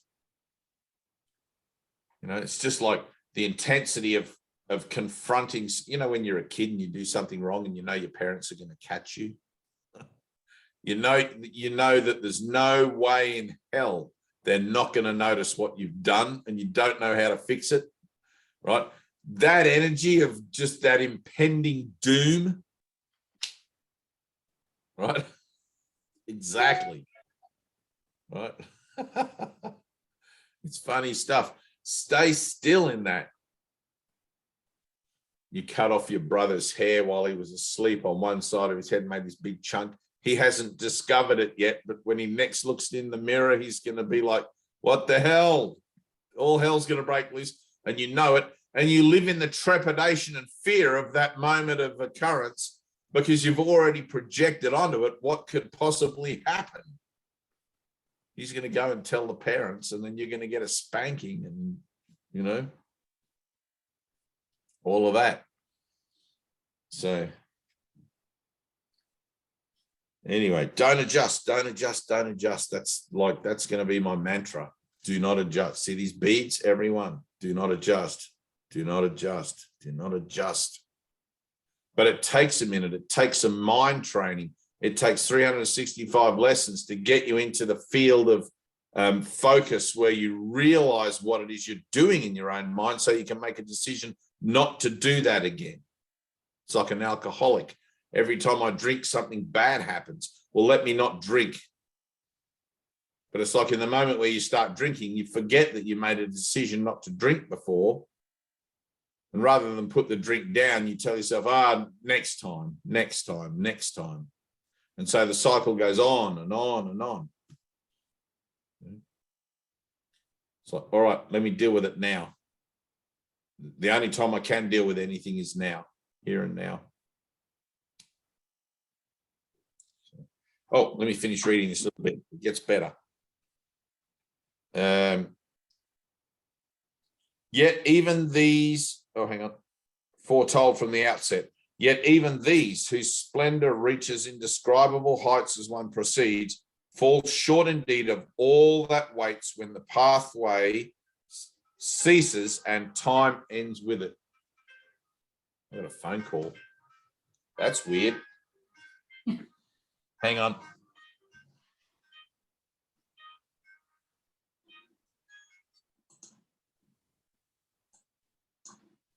It was Happy John that came to one of our Zoom meetings once. I'll call him, remember Johnny Carter? Johnny? Yeah, Johnny. Yeah. Yeah, I was thinking about him today. How funny. Right. Little John. Let me call him Little John. Rain. Little John. We call him Happy John. He used to own 3 of the Happy High herb shops here, like the natural herbs things that. What's his last name? Carter. Anyway, doesn't matter. Kind of does. Yeah, should have just told him here. Where are you? We're on Zoom. But all right, well, that must be done. I forgot what I was talking about now. But little correction brought into consciousness by John there. Thank you, Brother John. So, here we go. All right, so I was going to read the end of this. Yet even these whose splendor reaches indescribable heights as one proceeds fall short indeed of all that waits when the pathway ceases and time ends with it. But somewhere one must start. Justice is the beginning. Right? Somewhere one must start. Right? This is the start. This is where we're looking at the idea of dispelling all error, of allowing the Holy Spirit to show us the truth beyond our fears, the truth beyond our illusions of ourselves. Right? That's going to be fearful. The last thing we want to do is change. Human beings hate change. We fear it. We rarely embrace it. We like to hold it all together, and if nothing changes, I'll have peace. But that's not how peace is found. Peace is found by going with the flow and accepting the changes and not trying to resist them. As soon as you resist something, you're putting yourself into a state of conflict with it. Right? As soon as you let go of resistance and go with the flow, then the next thing can happen. Yeah, but I don't want that to happen. It's like, yeah, but you just said you're going to give up the world and follow Jesus, and now you're trying to decide how that ought to look.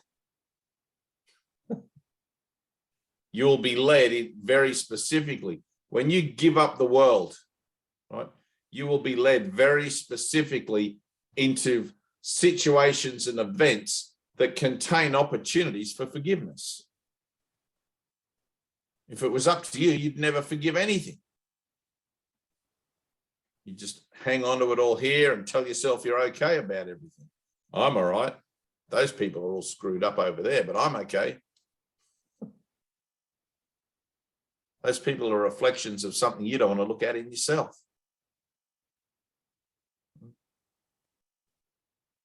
Everyone's your mirror. I wouldn't see it out there if it wasn't a thought in my own head that I'd given a meaning to. It wouldn't bug me at all unless I'd already decided that it was going to bug me. I project it out onto someone else because it does bug me in here. And I think that by dissociating myself from it, I can escape from the effects of it in my own thinking. But instead, all that happens is I project it out, forget that I've projected it out because I'm not even aware that's what I'm doing. And then it comes around in a cycle because mind is whole, and I see it again out there and I blame somebody else for it. But I still get upset about it. That idiot, that stupid person, that fool. And all that Jesus is telling me is that I can't judge. How can I judge when I don't know the big picture? All I can do is judge for the efficacy of my teaching learning curriculum.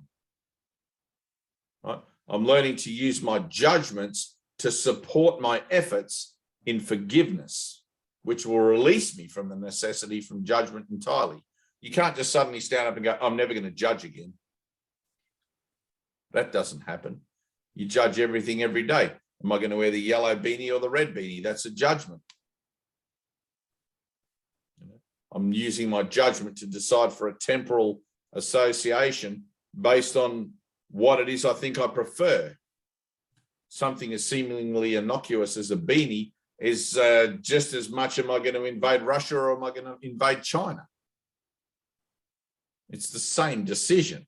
It's an externally oriented decision. It validates the entirety of the world and every decision ever made within it. Jesus is only standing there going, come on, give up the world, follow me. Come on, let's go. Let's get out of here. Hold tight on the rope and I'll pull you up out of that crack. Yeah, but I still got more beanies. I just want to maybe I got another beanie coming in the mail tomorrow, you know, like, it's like, what do you want? You can't have both. You can't serve two masters.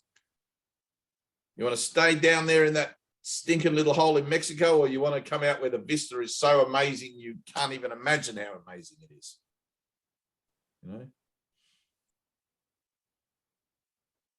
The world is a poor excuse for a habitat for a child of God. Very, very poor. Even the most beautiful of palaces and stately homes here is still just nothing compared to the glory of God. It's nothing. It's like, I used to think that if I could just spend the rest of my life in Bahamas or somewhere in one of those huts, you know, you see those postcards where the little houses are out on the water on stilts, and there's like that Bora Bora.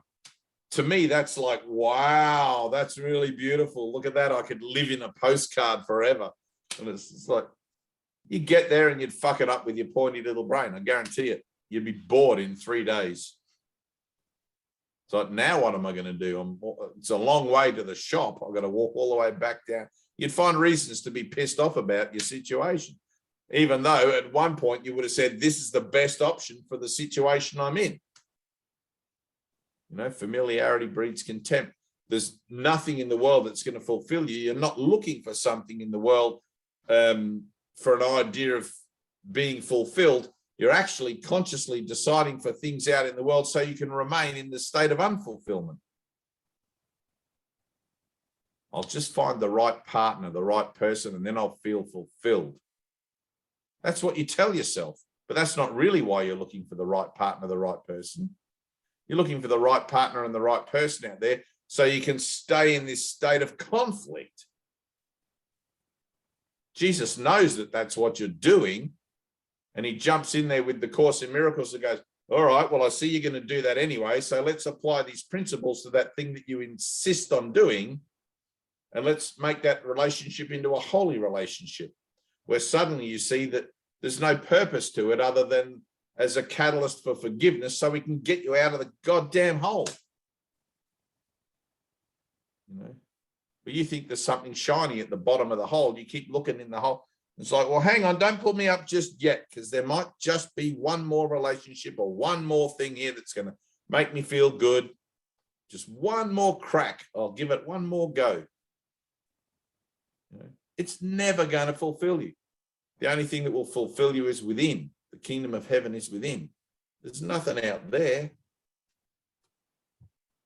I mean, out there, be your brother's keeper. Out there, extend the light of the joy of having finally realized that happiness comes from within. Into a world where everybody seems hell-bent on trying to have more possessions and power and prestige and all of these things that they think is going to make them feel happy. It's like, dude, come with me. I know this guy called Jesus. Come and check this out. See if this makes any sense to you. And then we can review it together, because I need to hear it as much as you do. Our interests in that are the same. Every single day I wake up. Here I am, Lord. Make me a vessel today. Help me today. Help me to get through this day with whatever comes. And if I'm honest about whatever comes, it's going to trigger me. It's going to push all my buttons. So thank you.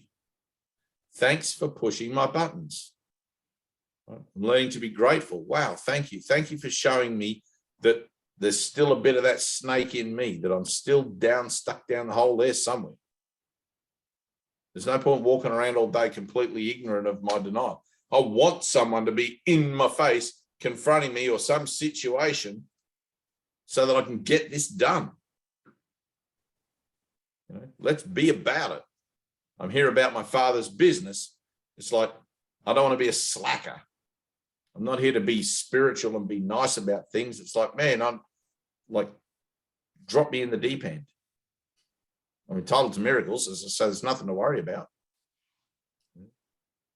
Draw the circle, step into it. Don't step out of it until it's done. Draw the circle, step into it. Don't step out of it until it's done. Okay. Every emotional reaction to things will have a threshold. This too shall pass. And sometimes it feels like a big boulder in your gut coming up and you get stuck in your throat and it's horrible and all these sorts of things. You'll have all sorts of reactions to the Holy Spirit doing whatever he's doing down there. Right? Don't be concerned about that. It's happening on a whole nother level. There's some guy on a whole other dimension working on a computer, getting you like, oh, I see Tina there. She's going through stuff. All right, I'll try and speed that up. Oh, she adjusted. God damn it. I've got to wait for her to come back now. It's like that. Anyway, but at least you can see, like the good thing is you can see what you're doing in your own mind. Oh, I did adjust. I totally let myself off the hook. So, okay, God damn it, that's going to come around again now. Right? And you'll know it when it does, and don't adjust next time. Right? It's like some people I know go to they'll move to another town. They'll go to a whole other city, reinvent themselves all over and start over because their life is shit. My life's terrible. I'm getting out of this town. I'm going to move somewhere else where the people are nicer and the job opportunities are better and blah, blah, blah, whatever it is. And they go there taking their same old stinky mind with them. And when they get there, they start to manifest the same situations because they take their thoughts with them wherever they go. Right? Before you know it, it's like, oh, this town's just like the last one I left. I can't trust these people either. And those people are, blah, you know, this, that, and the fingers do this out there, out there, out there instead of here. Oh, hang on a minute. I only know what things are because it's my thoughts telling me what they are. What if my thoughts don't mean anything? Why would I listen to my thoughts then? Whose thoughts can I listen to if my thoughts don't mean anything? What about God's thoughts? Preposterous, preposterous. That's old stuff. No one believes in that anymore. I had someone today wrote a thing about, there was a survey in Australia about people that believe in, oh, hang on, no, I don't think it was believe in God. I think it was people that are religiously observant or something, or have a religious belief. I think that was it. And 40% of Australians don't believe in anything. Like we're just kind of like heathens down here. We don't believe in anything. And there's been a decline by 35% over the last 10 years or whatever. But now 40% of Australians don't believe in anything, any God. And somebody wrote a comment going, thank God for that. Finally, we can stop believing in fairy tales and just get on having a good time, you know, like all this sort of stuff. And then the guy underneath wrote something about being an atheist, and it's like it just went on and on and on and on and on, all this sort of stuff. And I'm like, I'm in the thick of a fucking idiot bin here. Like this, just like I can see the work, you know, like I can see the whole vineyard. You know, Jesus says the harvest is enormous and the workers are few.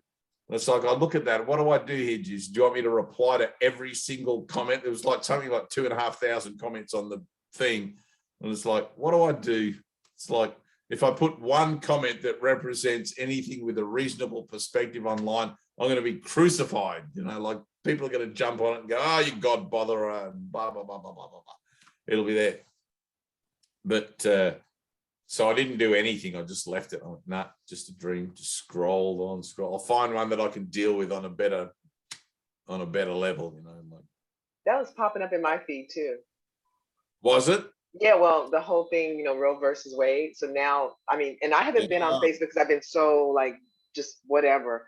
But today I had a minute, and it was like every post was sort of like blaming like Christians for issues. Oh, yeah. And they were all saying that. It was just interesting to watch because I hadn't seen that before in my feed. So all of it was like how dumb it is to be anything, like believe in anything, how crazy it is to believe in anything. And if you didn't believe in these things, then the world would be better. We can make the world better if you didn't have these crazy fairy tales, unicorn beliefs. And it was just kind of, yeah. And I know like that's just reflecting my mind. And I'm just like, this is really like a nice little thing you're trying to present to me now, you know, like Right, exactly. So kind of, it was interesting that you said that. I wanted to say something else about what you said, that you used the experience of you know, something, you did something and you're just waiting for it to happen. That Right. feeling of, I don't know, there comes up, at least in my experience, like this point where that feeling is too much. So it's like, just whatever. Like, okay. Like, I remember like people saying they want to fight me in school and like being like, so like, oh man, like after school, I have to have this fight. And just being like all day long, like, I got to have a fight after school. Like, You had to have a fight after? Really? yeah, I used to have a fight. And like, you know, pretend like I'm okay with it, but like all day long, like, oh, this is going to happen. To the point like where it's like, all right, fifth period, like whatever, let's just fight now, because let's just, if I'm gonna get beat up, I'm gonna get beat up. If I'm gonna like whatever, let's just do it now. But that whole, is that the meaning on your shirt? Is that your t-shirt? Bad things happen in Philadelphia. That's where you grew up, right? I grew up everywhere, but yeah. So anyway, that whole, I feel like that. I feel like that happened in my mind like a couple of years ago. Like, just let's just get it done. Like, whatever, like bring everything that needs to happen to me, because this little bit dribble here, a little bit dribble here, and this whole anticipation and like, let's just we're gonna fight. Let's go ahead and fight now. Let's just do it. So, right. Draw your circle. Yeah.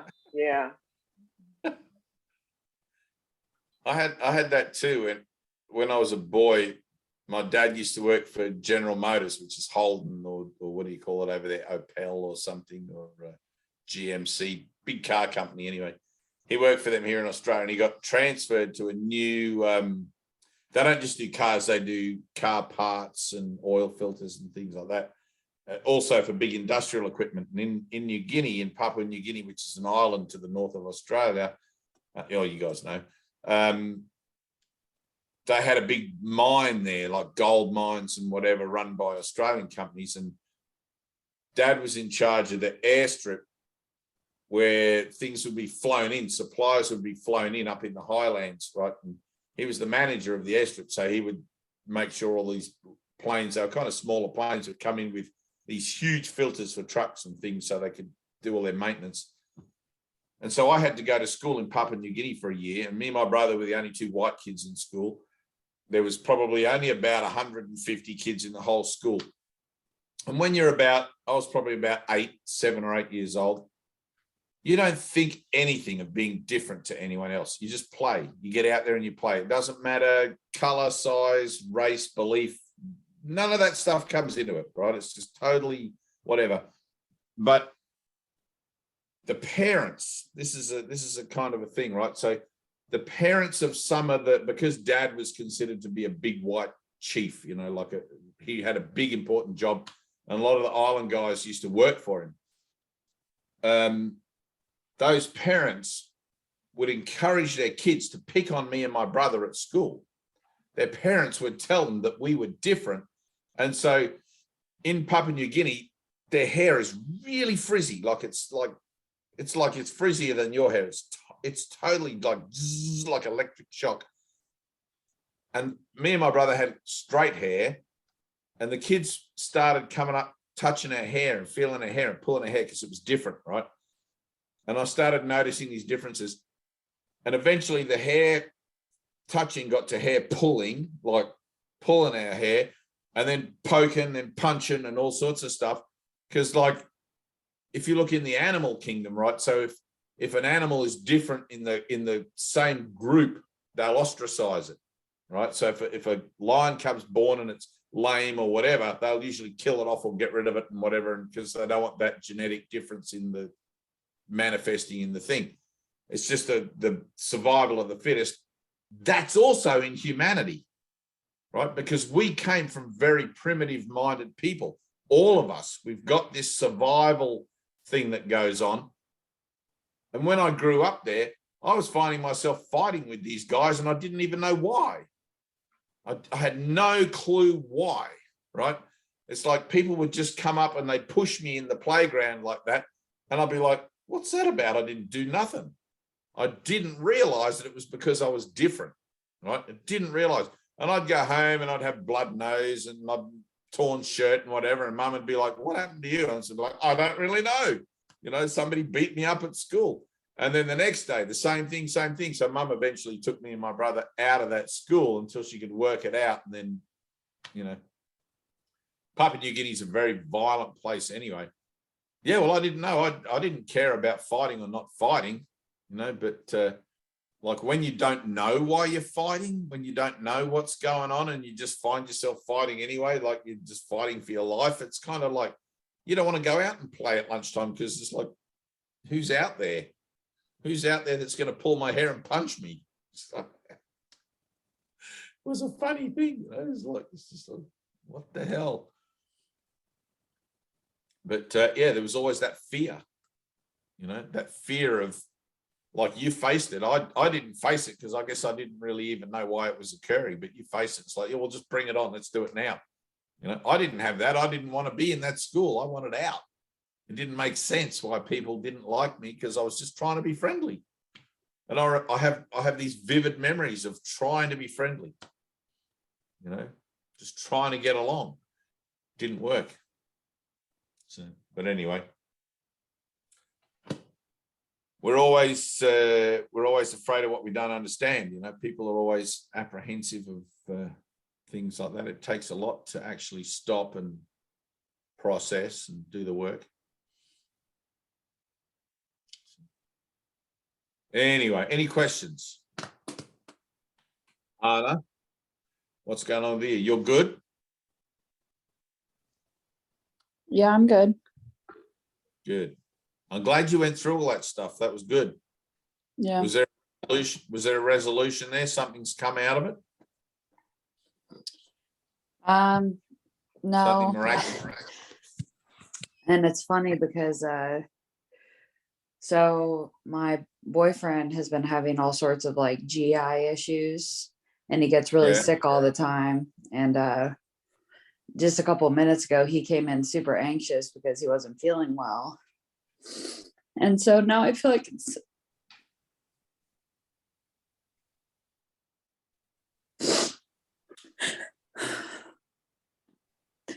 like it's starting to come back up again. Good. You want it to come up. And I worry for him. Right. What? You can't worry for him. Your worry for him is a projection. Can you see that? You can choose. You're going to worry for him and you're going to perpetuate that way of seeing things and that way of thinking, or you're going to represent something else for him.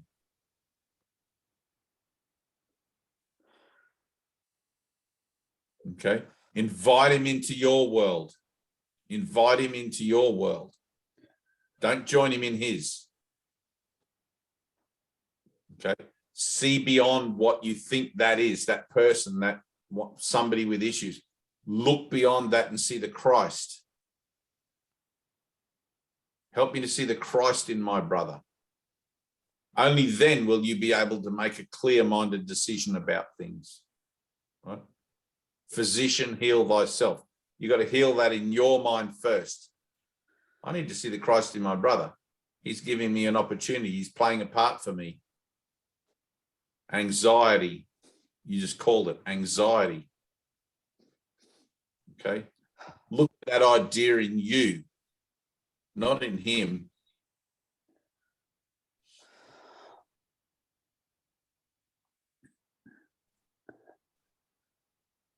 It'll have the same response in you, but you'll be able to deal with it now because you'll be able to take responsibility for it, rather than having your responsibility or the way you feel about it being dependent upon how he reacts or how he is. Right? Free yourself from whatever it is you hope or don't hope an outcome might be in that situation. Right? It's like, all right, I've got to let go here. I've got to let God in. I can't do anything about this. but I can heal my mind of the fear and the everything else in the situation. I can do that, right, with the Holy Spirit. I can't fix someone else out there. That's impossible. Absolutely impossible. You know, you can't fix yourself. If you could, you would have done it by now. Yeah. But everything in you is an opportunity. Everything out there, everyone's playing a part for you. Right? I look at it for me. It's like, well, here's someone playing a part for me. It brings up anxiety. It brings up whatever. I'm projecting it out there. This person's suffering. This person's whatever. It's hang on a minute. What am I seeing? An illusion or the truth? If I'm seeing my brother in Christ, there's no suffering possible. Yeah. If I'm seeing a story about a figure in my dream, right, I'm joining that figure in that world rather than seeing beyond it to the truth.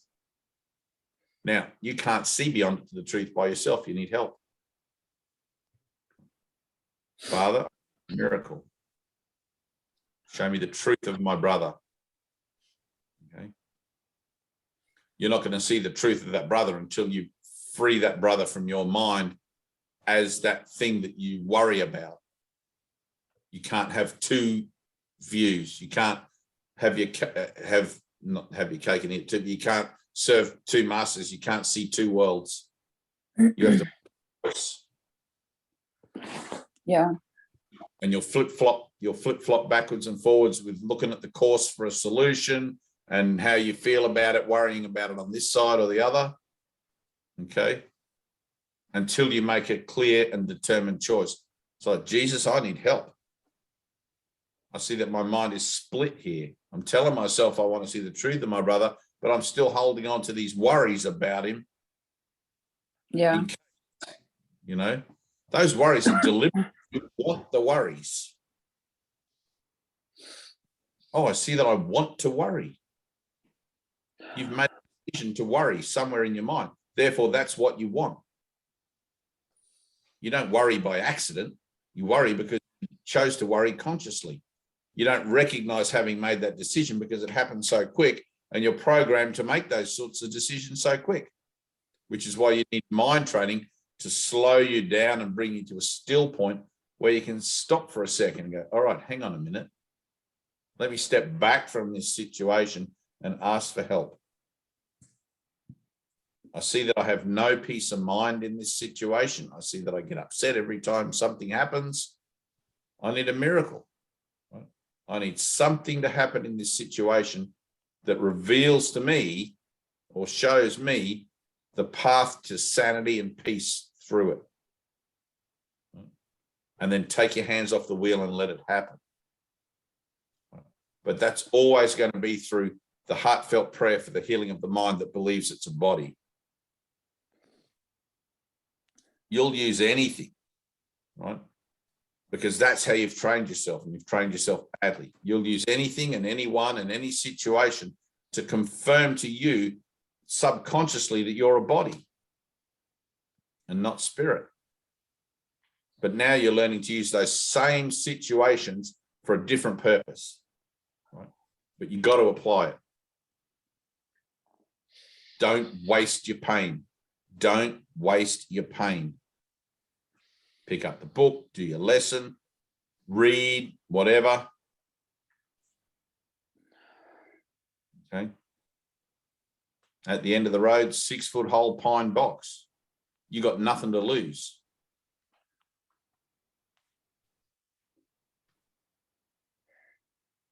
Can you hear that? You got nothing to lose. Yeah. Now apply it. Look at it in your own mind. Look at it. Try to step back from the emotional reaction to it. Try to observe. Try to be not so much neutral, but impartial. Right?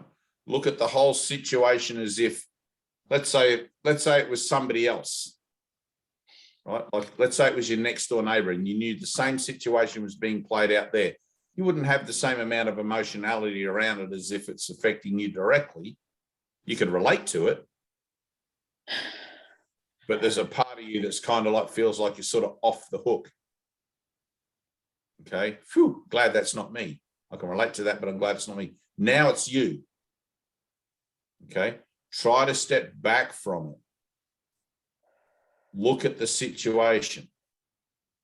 It's like, okay, I've chosen to react in this particular way. This is how I always react in this situation. This is a cycle that comes around again and again and again in one form or another. And I always end up getting upset by it. Right? You can't fix the situation, but you can choose to be happy. Right? Now, your ego is going to say, well, that's ridiculous. How can you be happy in a situation like that? That makes no sense. Because worry seems to be the natural disposition of the mind. And if you feel like, if I'm not worrying about it, then I'm not being true in my relationship because I should worry. It's like, no, you shouldn't. You should stand up and represent the alternative to whatever that's being presented. Right?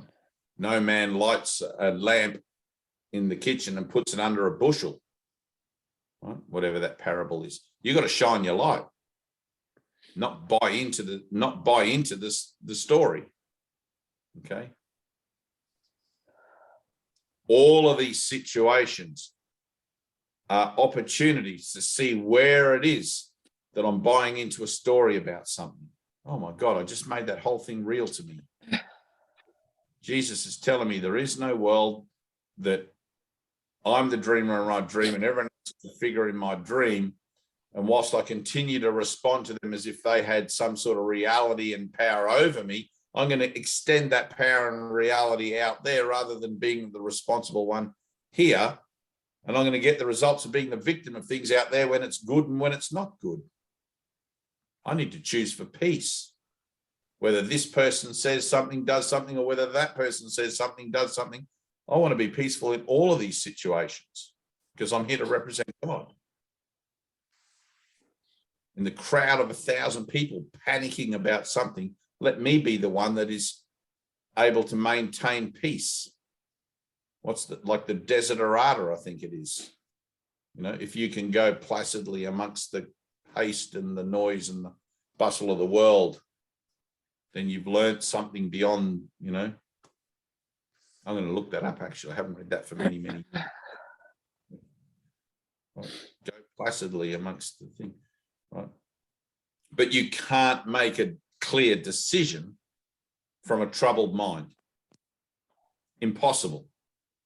Because you're going to be using the stimuli of the troubled mind as the criteria by which to make the decision. Right? Makes no sense. I've got this pile of shit or this pile of shit. Which one am I going to choose? Don't choose any. Don't choose for either pile of shit. Step back from it all and ask for something else. Ask for a miracle. Ask for help. Right? Believe that within you there is someone, some power, some higher thing that can help you find the way through this particular cycle where, through your willingness to forgive yourself for asking that person to play that part for you, you can be both liberated in your mind and extend that liberation automatically.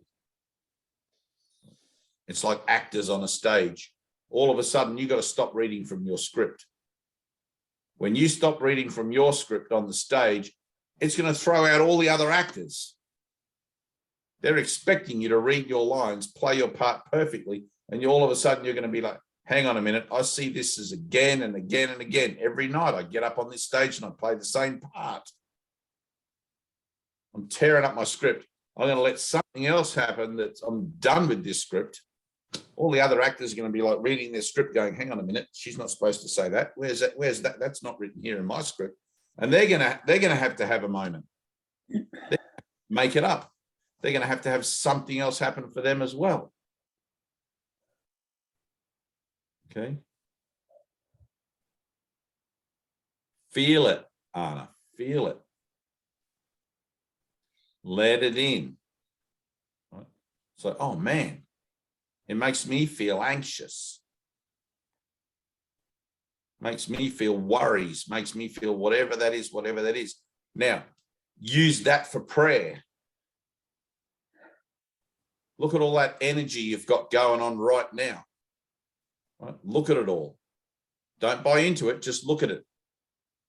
Step back from it. It's like, man, I can get, if I let myself, I can get really wound up over all this stuff. Right? The observer, look at yourself, look what you're doing in your own mind. It's like, wow, look at me making up a story and then getting my knickers in a twist all over that story. Right? Why do I keep doing that? Right? Be the observer of what it is you're doing in your own mind to yourself. That's what needs healing. Now, use all of that energy, all of that emotionality in there, find it in your heart and use it for prayer. Heal my mind, Lord. I see what I'm doing. I need a miracle. I don't know how to stop doing this. I don't know how to stop buying into the same old storyline, reading from the same old script. I need something else. I'm done with this. Okay. But those have got to be your words, or not even your words. Like, God knows what you want before you ask, but like, you get what I'm trying to say, right? Yeah. Go into your closet and talk to your Father. I used to go into my bedroom, I'd lock the door. I didn't care what the kids were doing or how loud the TV got or anything. I'd just stay in there and I'd get on my knees and I'd wait there until I felt it, until I was honest. It's the honesty of the heartfelt prayer that brings a result. It's not words. Okay. Now, yeah. Take it from me. You should go and do that right now while it's fresh and hot and it's burning in you. Okay. Because tomorrow the pressure will be off. It'll be something that you experienced last night. Your partner just came in and it won't be as vital and it won't be as confronting as it is now. Okay. Well, I'm going to go then. Yeah, you go. Use it for prayer. Don't waste your pain. Okay. Use it for prayer. Draw your circle, sit in it and talk to God. All right. Heal. Don't worry about your partner. Heal my mind. Okay. From there, everything else will change. All right. It's like breaking a link in a chain. Let's break the link in your mind, and then the chain that holds that story intact can just, it's no good anymore. Okay. Ta-da. All right. Bye. Love you. Angela, you all good?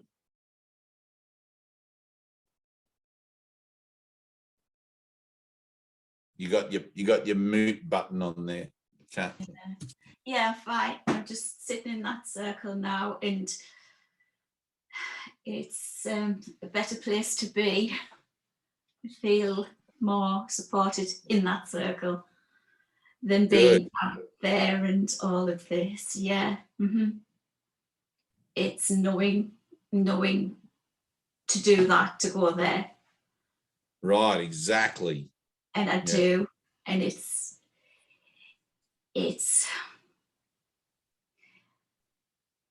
I can't just come up with words to it, really. It's just right. Mm-hmm. Yeah. Good. It's right. Mm-hmm. Good. Things you come can up. feel it. It's nice, isn't it? Yeah, it's lovely. Although you are experiencing the denseness of the energy, you can feel it, but it's without that being in it. Yeah. It's like another element, but it's just, that's the place to be. And it's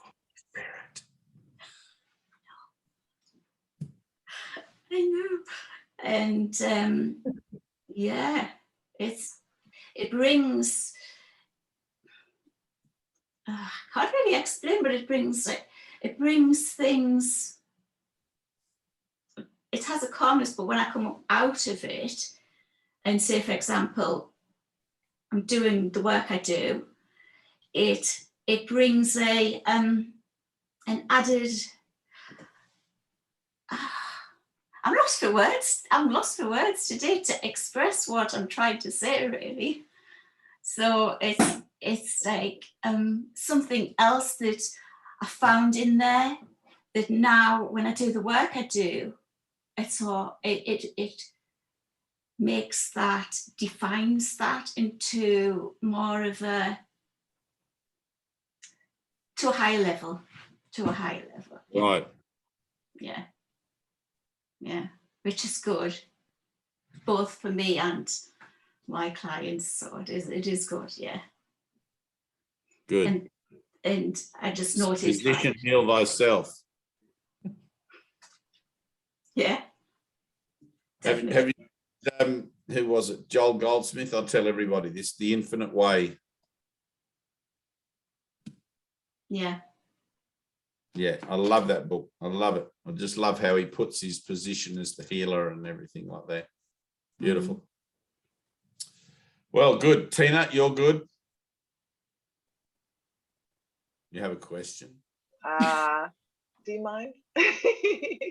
Go on, do it. All right. You know you'll answer the question in the question itself. Well, probably. I guarantee it. Okay.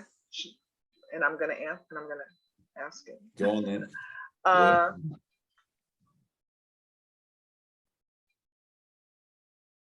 Okay, so the situation that was happening when it was coming up, and there, and then I saw like, it's coming up, and this invitation was given, and I'm like, okay, this is a bit of an adjustment.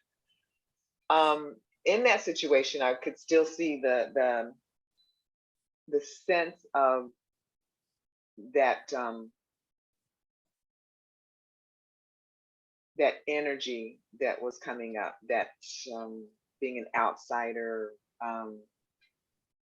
I could see that still. I mean, it doesn't really matter. Like the energy gets, it's Right. just, it follows everywhere. It gets just put out everywhere. So I could see that, and being there and just watching it. So there felt like there was a space between. There wasn't the intensity of just sitting with it, Right. but there was. I could see it happening, and I could see my mind wanting to see these spots and being ostracized or being different or not whatever. But there was this also at the same time, there was this support that had seemed to come through, and there seemed to be physical representations or people that would seemingly support, and that felt good.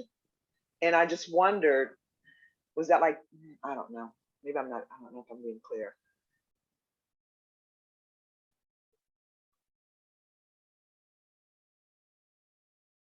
If that was a distraction away from it, that support that seemed to be coming in, you know what I mean? If that was a distraction away from what was coming up. I don't know if this makes any sense. Here's the thing that happens. Your mind is incredibly powerful.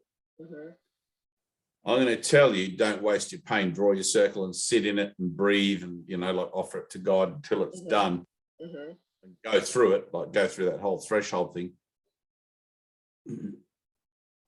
You're hearing me say that, and you're taking it on board that that's what you're to do, right, in a certain sense.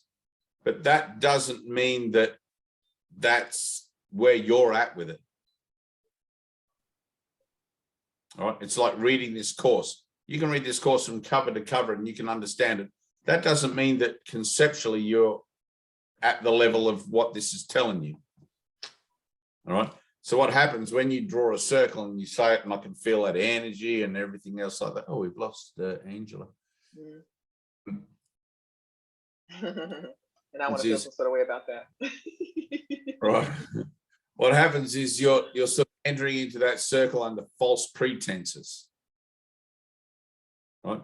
You're never really sitting in your circle truly, honestly. You're always looking for a way out. And if you want to, you'll manifest one. That's what I mean. Okay. Because I mean, right. Yeah. Because there was all this support that seemed to come in. And I was like, okay, this validating that whole thing. You know what I mean? Is it validating that whole thing of I don't feel supported? Now I feel this support, and now I feel okay now, because that's what I actually wanted, was to feel this support.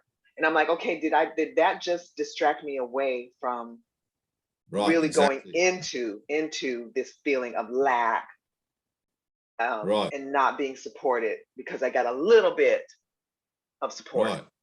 So that's what I guess that was the question, because it was like there's some relief here. I'm like, oh, It's man, external validation. yeah, that's it. I guess that's what I wanted to find out. Like, not even find out. You're right.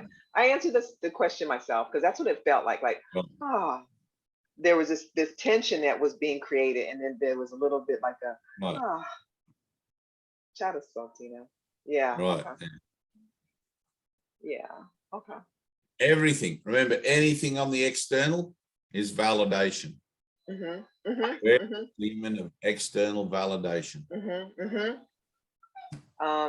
Doesn't mean that you don't have friendships and relationships and all of those things, but just be aware that there's a whole nother level of purpose involved in them. If you're consciously aware of the intensity of your confrontation, it's like in this energy, right? In this teaching, in this curriculum, if you could truly hear what was being offered to you, you would want to put yourself in the most intense situation you could. Okay. You wouldn't want to let off the pressure. Exactly. But that's what I felt. I mean, I just want to say this because I want to validate that I saw like, this is making me feel better, but I don't know that this is really the healing here. Like, this is a little bit of the healing. Exactly. And that's what I mean, so I didn't want to back off of that, and whatever. You're still trying to attribute the healing to a situation that seems to have occurred. No, I don't. I saw that that's what that was, that there was some relief and it felt better, but it wasn't the actual healing. But then the relief, feeling better, made the catalyst kind of like, I could see like the catalyst is sort of like put to sleep a bit, because they're externally like something happened. And it's like, okay. Okay, ready? I'm going to give you some homework. Okay. I want you to go out in your neighborhood and find the oldest African-American woman that you can. The oldest one. Okay. I don't care. There's none. There's hardly any African-American women in the neighborhood, but I can find. Are you African-American? Is that your thing? Yeah, I am. Yeah. But it would be better if it was someone like from your own genetic thing, because we're dealing with a genetic trigger. Okay. I can look for one. All right. Hang on. Let me sit with it for a second.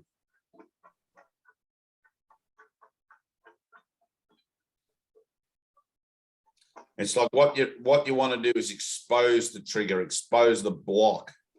Right, the trigger leads to the block.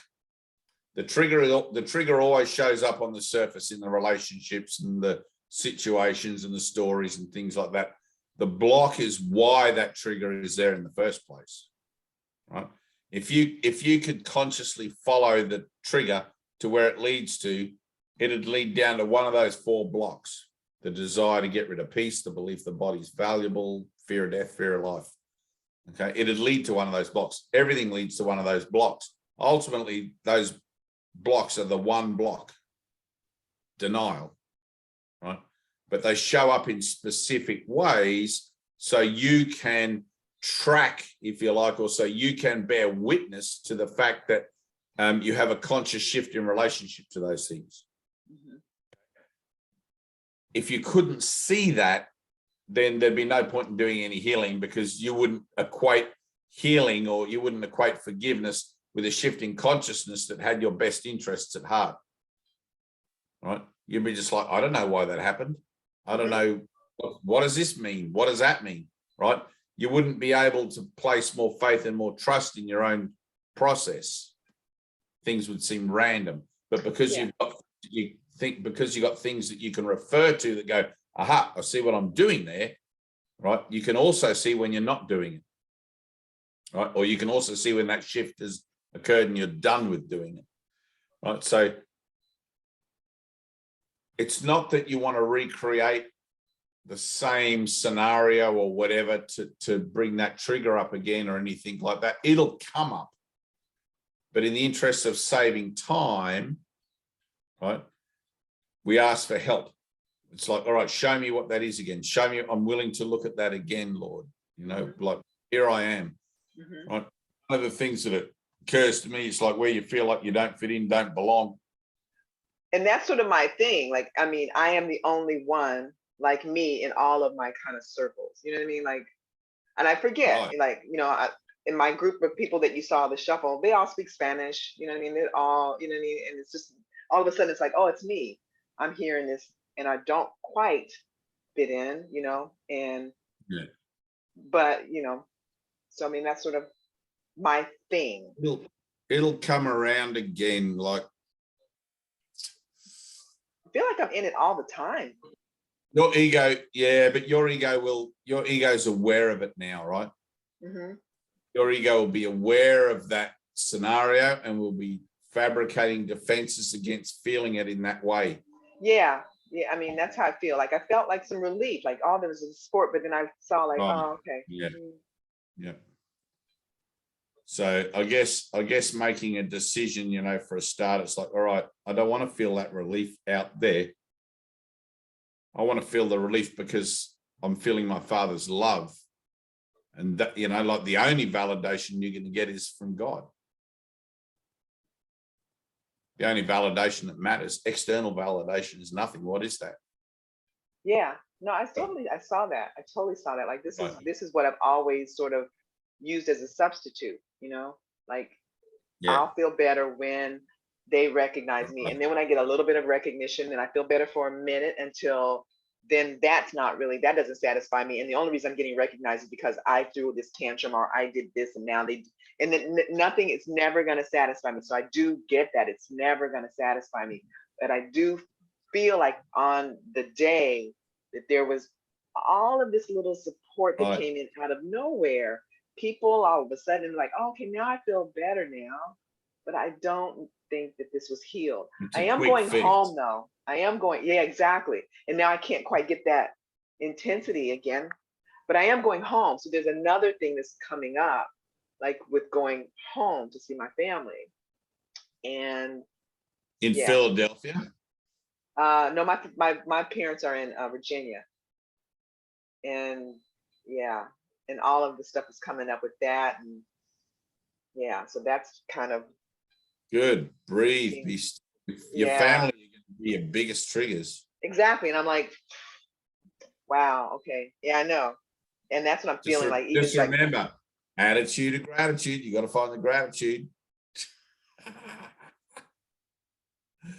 But thank you for playing that part for me. Thank you. Yeah. So that's the next thing. So in about 3 weeks I should be gone. Let's see. Right. Well, you could do it now. That's what I mean. I don't want to wait 3 weeks. Right. Draw your circle. You can already see the story. Close your eyes. You can already see the story in your mind. You've already seen your projected expectations onto something in 3 weeks' time, and now we're going to do it now. Right? Look at it. The tail of the snake already. You're already telling the story. Mm-hmm. The story is the tip of the iceberg. You really want to wait till you hit the iceberg?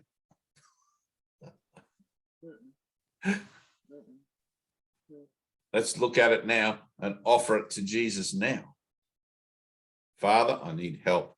Yeah. Right? Now, you'll find out, same thing with Anna. Go into your room, pray, ask for the healing of your mind in that situation, right? And you'll find out whether your prayer was honest by when you actually get there in 3 weeks' time. Yeah.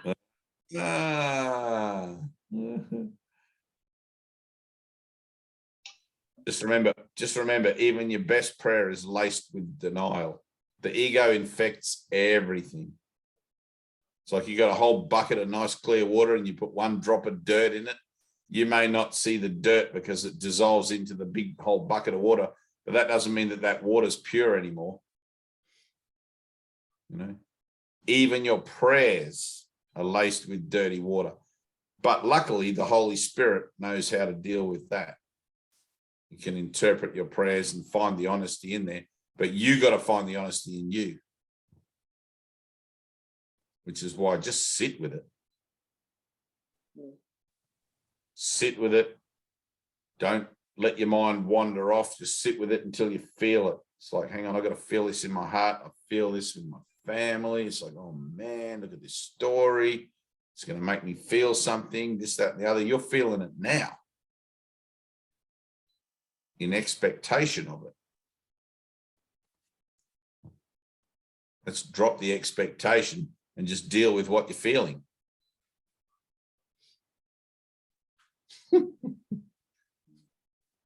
Right, there you go. Now stay there. Draw your circle.